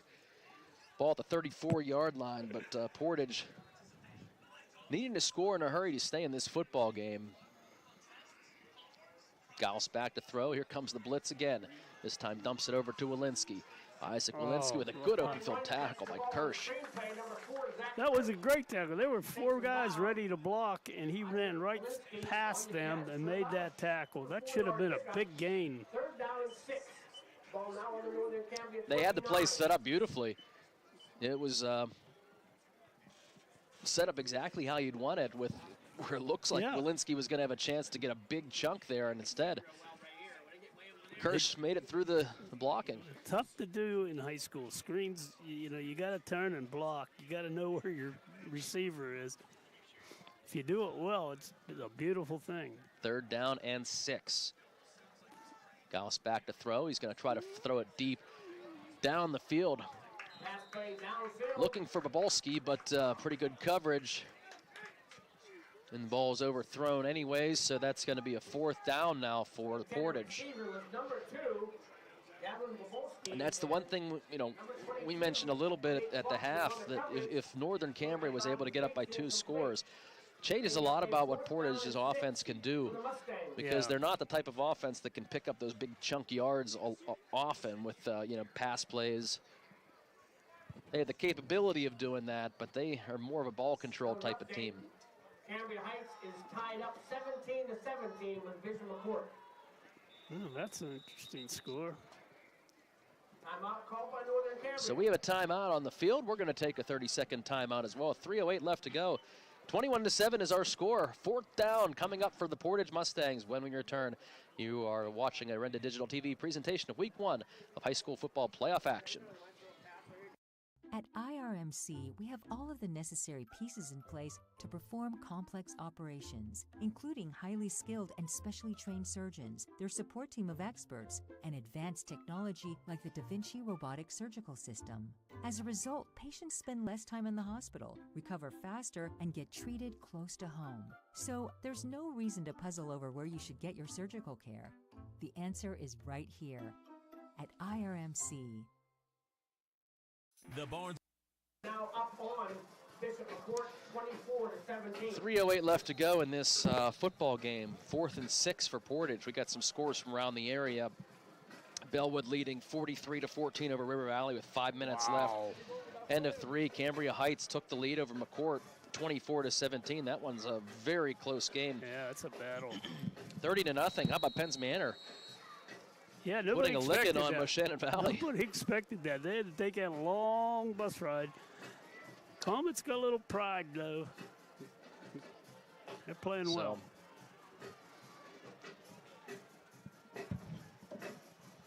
So here we are at the 4th down and 6. Gauss back to throw. Looks to fire the football. It's going to be intercepted. Dolney has the football for Northern Cambria. He's being chased. He takes it into Portage territory. Just jumped the route that time as they were looking for Smithrow in the flat. And just a great defensive play. Well covered, well played. And he returns the ball clean back to the 31-yard line, or somewhere about there, 33 of Portage. And now Northern Cambria can just try to run this clock out against. We do have a radio timeout, so I guess that's us. We'll take a quick break, and we'll come back in 30 seconds here. 3 minutes left to go. 21-7 is the score. Northern Cambria with the lead. We'll see what happens in these last 3 minutes when we return on Renda Digital TV.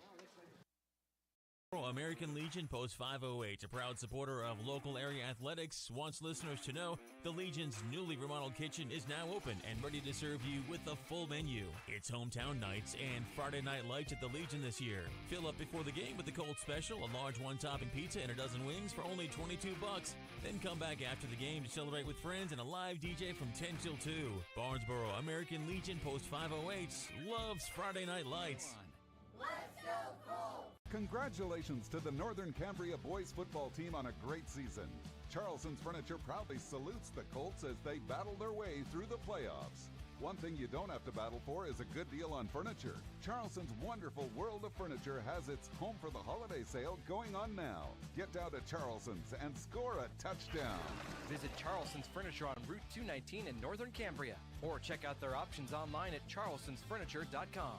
Charleston's Furniture, where champions shop.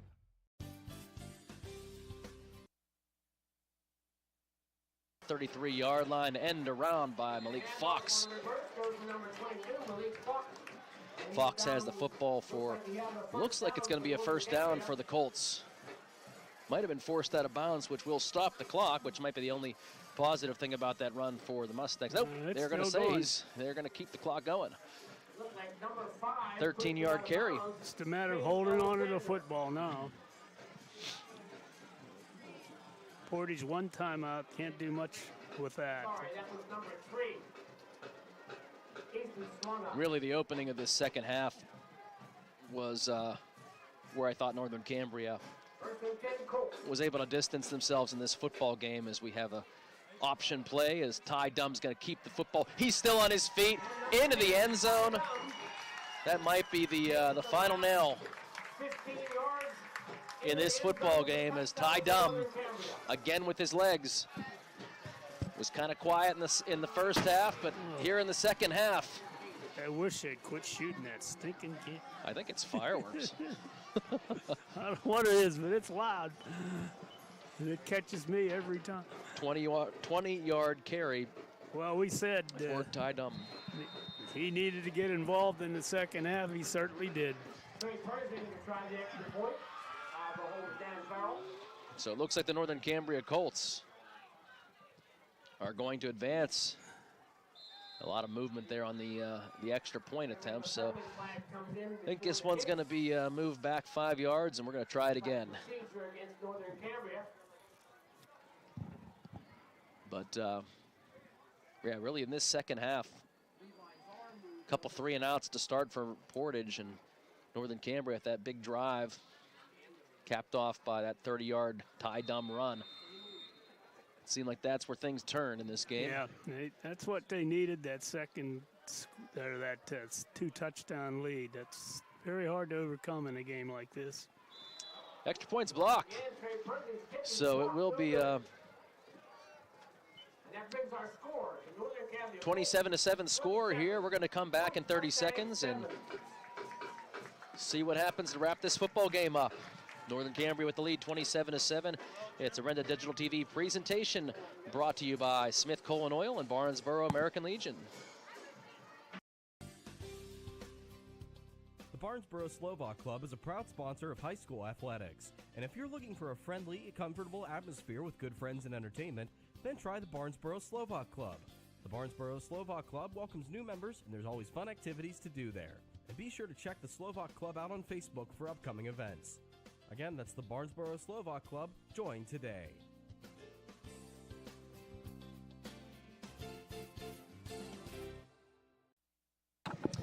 And we are back at Duffy Doherty Field after the Northern Cambria Colts intercepted the football and then took a 2-play 33-yard drive capped off by a Ty Dumm 20-yard touchdown run. Extra point was blocked. 27-7 is our score. Want to thank our presenting sponsors again for tonight's broadcast. We talked about Smith Coal and Oil. Proud to announce that now you can rely on the Smith team at their sister location, Indiana Fuel and Oil, for all your commercial and residential diesel and gas needs. And also the Barnesboro American Legion Bar and Restaurant, a proud supporter of all the local area athletes. Want to let our listeners know that Legion's newly remodeled kitchen is now open, ready to serve with a full menu and a great staff, open 4 to 10 p.m. every day. Here is the kickoff, fielded by Walensky for, Noah Walensky, I should say, for Portage. Is going to be tackled at about the 30-yard line.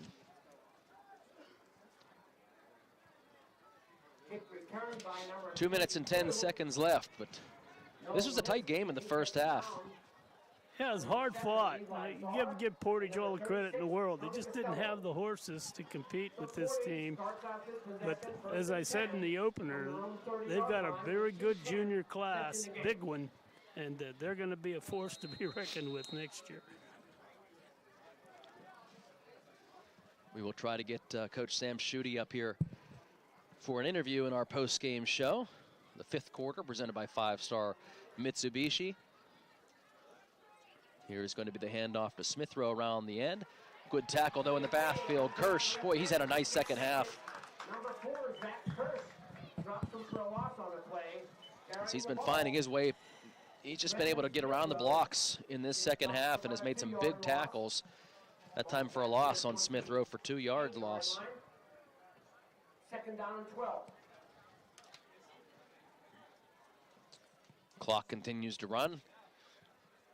And you could see in that last drive, especially by Portage, that you know, when they needed to get chunks of yards in a hurry, it's offense not quite built that way. They're not a pass-oriented team. They can do it, but they'd rather run the ball.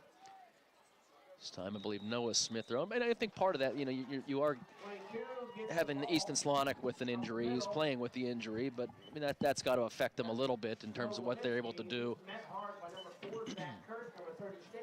Yeah, and they would have liked to have had him quarterbacking. You see how Gauss was getting open and making catches. That's probably his forte, but he had to go to the quarterback spot because of the injury. And a big part of this second half, which we will talk to Coach Schutte about, is the pass rush and the pressure that defensive front has been able to get into the backfield. We've seen some big runs by Isaac Walensky, but when they've tried to pass the football, Gauss has been under immense pressure in this game. And here is Isaac Walensky again, this time around the right end. He's going to be tackled, though. Sarr brings him down. Going to pick up about 8 or 9 yards, but that may be the final play of the game. We'll see if Portage is in any hurry to try to run another play. They are not. Northern Cambria will advance to the second round of the District 6 playoffs with a 27-7 victory here tonight over the Portage Mustangs. It's time now for our fifth quarter of action presented by 5-Star Mitsubishi. We're going to recap this football game. Hopefully we'll get some comments from Northern Cambria coach Sam Schutte when we return as well. And that's all coming up next as we start the fifth quarter presented by 5-Star Mitsubishi. You are watching a Renda Digital TV presentation of high school football action presented by the presented by the Smith Coal and Oil and the Barnesboro American Legion Bar and Restaurant. Becoming a champion isn't defined by a single moment. It's a journey shaped by years of dedication on and off the court. Milk stands out as a nutrient-rich powerhouse loaded with protein, calcium, and essential vitamins, making it crucial for muscle recovery and building strength. Fuel your passion with milk, a natural sports drink. Drink milk, stay strong, and play hard. Cheers to the incredible benefits of milk and sports nutrition. A message from the Allied Milk producers. Good luck, Colts, from Lynn Sunoco of Northern Cambria, servicing your auto mechanical needs with expert care. Lynn Sunoco has a long list of satisfied customers. Also in Northern Cambria, Medvan Transport, providing non-emergency transports for wheelchair and station car transports for all your medical transport needs. Medvan Transport is now hiring drivers and EMTs. So what sets S&T apart from other financial institutions is that they are visionary. Now, we understand that it is partially about the numbers, but they know it's not just about the numbers. It's about the management team, it's about the strategic and business plan, it's about how the team is going to execute on that. In short, S&T gets it. Quite honestly, we couldn't have done it without S&T.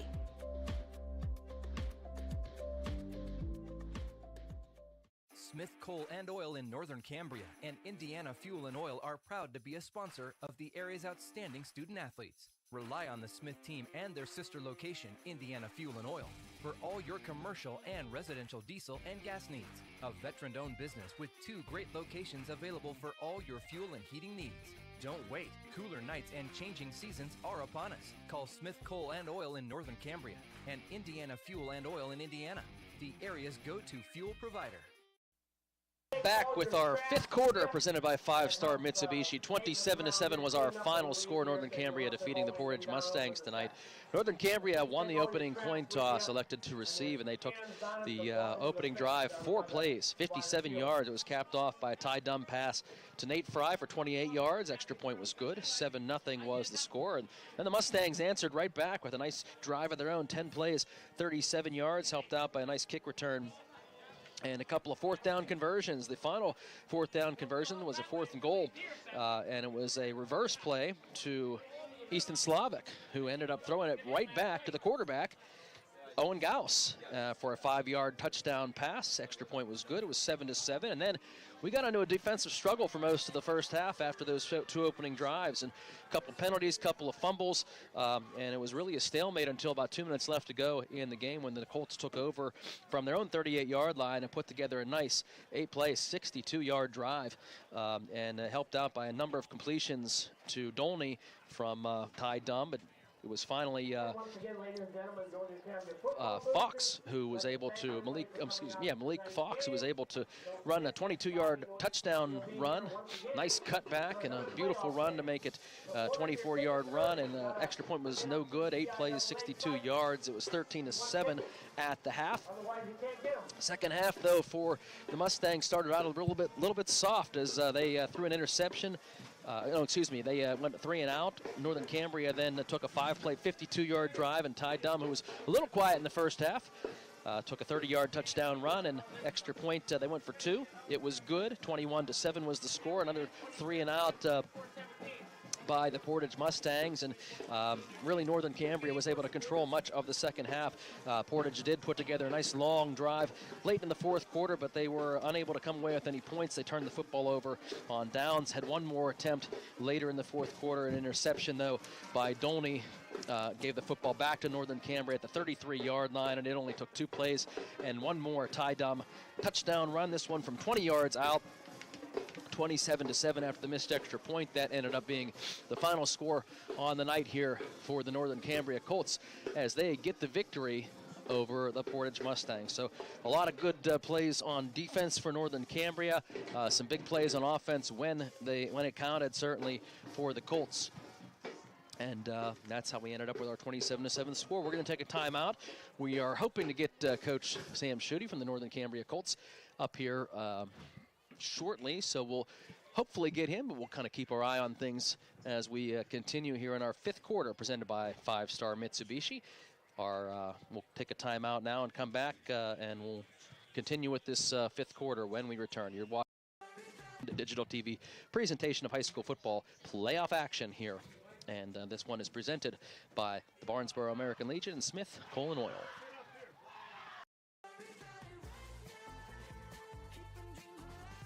Drive into 2025 with confidence in a vehicle designed to turn heads. Premium comfort, bold design, and 2 years of limited maintenance included. Plus, with our industry-leading warranty, you're covered for the road ahead. During Mitsubishi's year-end sales event, drive home a 2024 SUV with only 0.99% APR. Get ready for a new year of adventure at 5-Star Mitsubishi Altoona.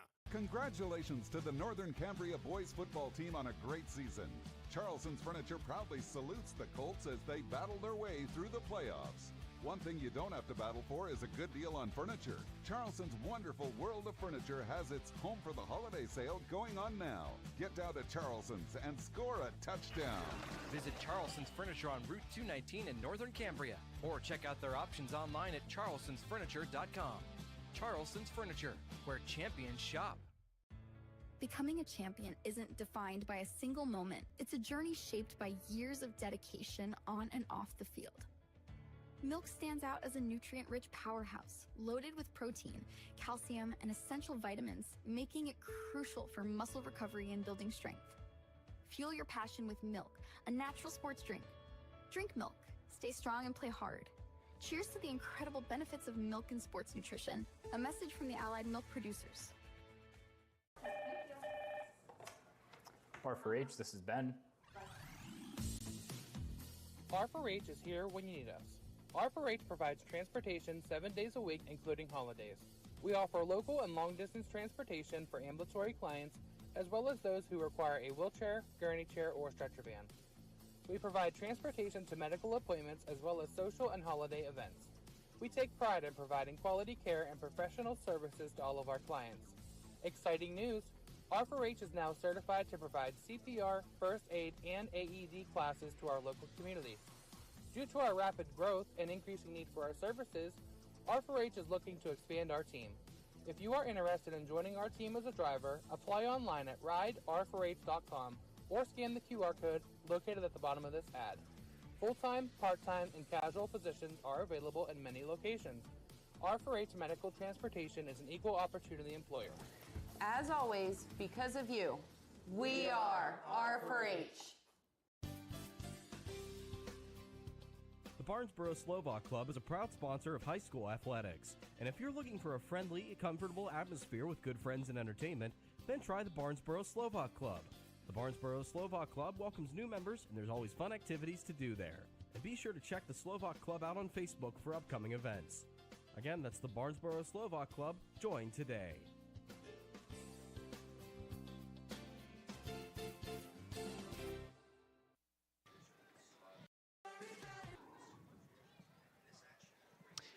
And we're back here at Duffy Doherty Stadium. 27-7 was our final score here tonight. And we're hoping to get Coach Sam Schutte up here as he keeps getting somebody's always everybody's stopping him and stopping him. So we're trying to I think you think he's on his way up now. So we're going to try to get him real quick here and talk to him. We're going to take our last time out, though, and when we come back, we'll have Coach Sam Schutte of the Northern Cambria Colts join us as we wrap this football game up. Barnesboro American Legion Post 508, a proud supporter of local area athletics, wants listeners to know the Legion's newly remodeled kitchen is now open and ready to serve you with a full menu. It's hometown nights and Friday night lights at the Legion this year. Fill up before the game with the Colt Special, a large one-topping pizza and a dozen wings for only $22. Then come back after the game to celebrate with friends and a live DJ from 10 till 2. Barnesboro American Legion Post 508 loves Friday night lights. Let's go Colts!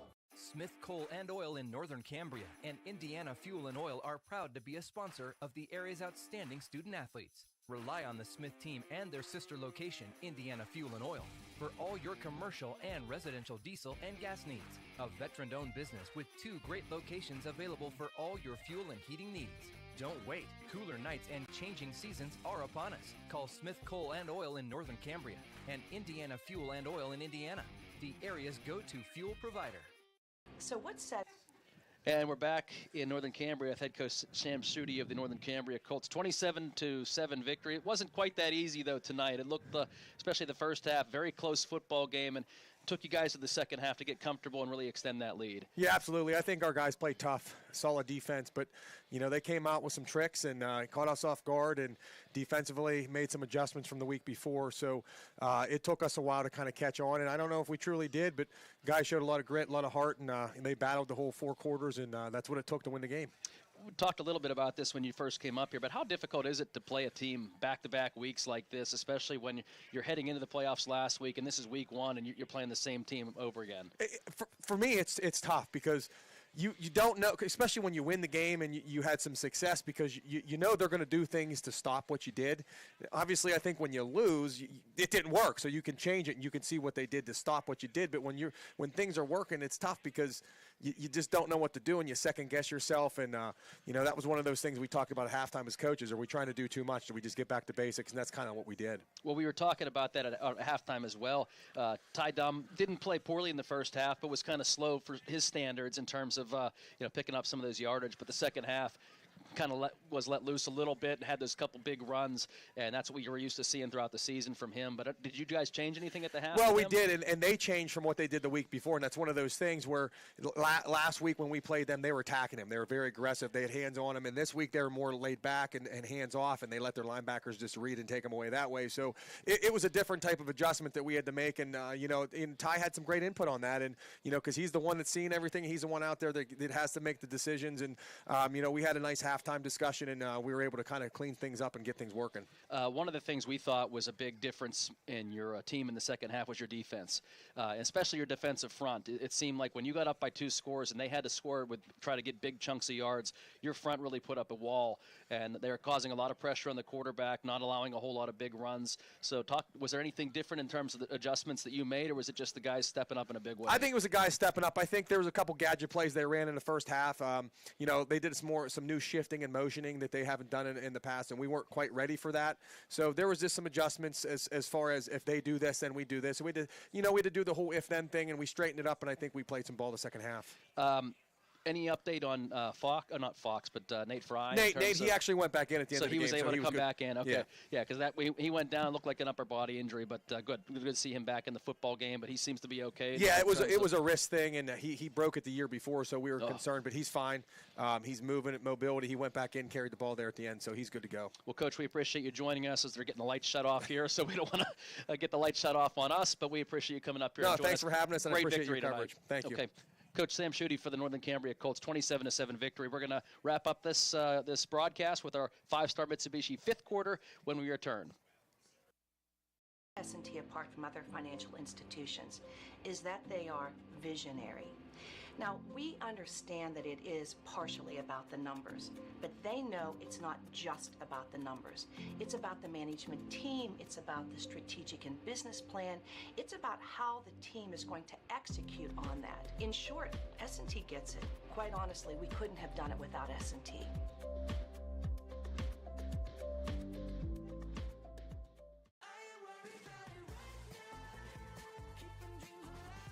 Drive into 2025 with confidence in a vehicle designed to turn heads. Premium comfort, bold design, and 2 years of limited maintenance included. Plus, with our industry-leading warranty, you're covered for the road ahead. During Mitsubishi's year-end sales event, drive home a 2024 SUV with only 0.99% APR. Get ready for a new year of adventure at 5-star Mitsubishi Altoona.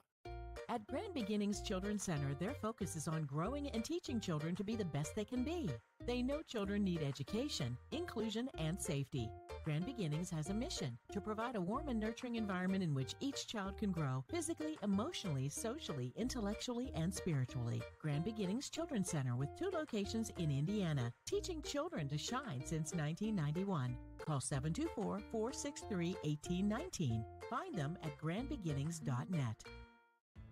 Becoming a champion isn't defined by a single moment. It's a journey shaped by years of dedication on and off the field. Milk stands out as a nutrient-rich powerhouse, loaded with protein, calcium, and essential vitamins, making it crucial for muscle recovery and building strength. Fuel your passion with milk, a natural sports drink. Drink milk. Stay strong and play hard. Cheers to the incredible benefits of milk and sports nutrition. A message from the Allied Milk Producers. 27-7 was the final score here from Duffy Doherty Field in Northern Cambria as the Colts advanced to Week 2 of the District 6 playoffs with a victory over the Portage Mustangs tonight. And any final thoughts on the football game? Well, I think they did what they had to do. They made some adjustments. You heard the coach, and we thought the same thing. And once Ty Dunn got a little more involved, the defense just took over. And we did say that they were going to be a big part of it. You got to give Portage credit, though. They battled tough. They just didn't have the horses to compete with Northern Cambria tonight. Well, as the lights are coming down here on the field, you don't get to see this view too often at Northern Cambria, but as they're shutting the lights off, we're going to wrap it up as well. We do want to thank Samantha and Nathan here for helping us to bring this broadcast to you on the Renda Digital TV platforms. So thanks for joining us, and keep an eye out. We'll try to have full schedules coming up on Monday, or maybe tomorrow. I guess we should know who the Colts are playing, and we'll have the entire schedule for Week 2 of the high school football action here, and especially in the District 6 if you tune into Coach's Corner tomorrow morning. So we do thank you for joining us, and thank my partner Ward Hilliard here tonight, and it was good to call a game with him again, and we hope that everybody enjoyed the Colts defeating the Portage Mustangs tonight 27-7. Good night, everybody.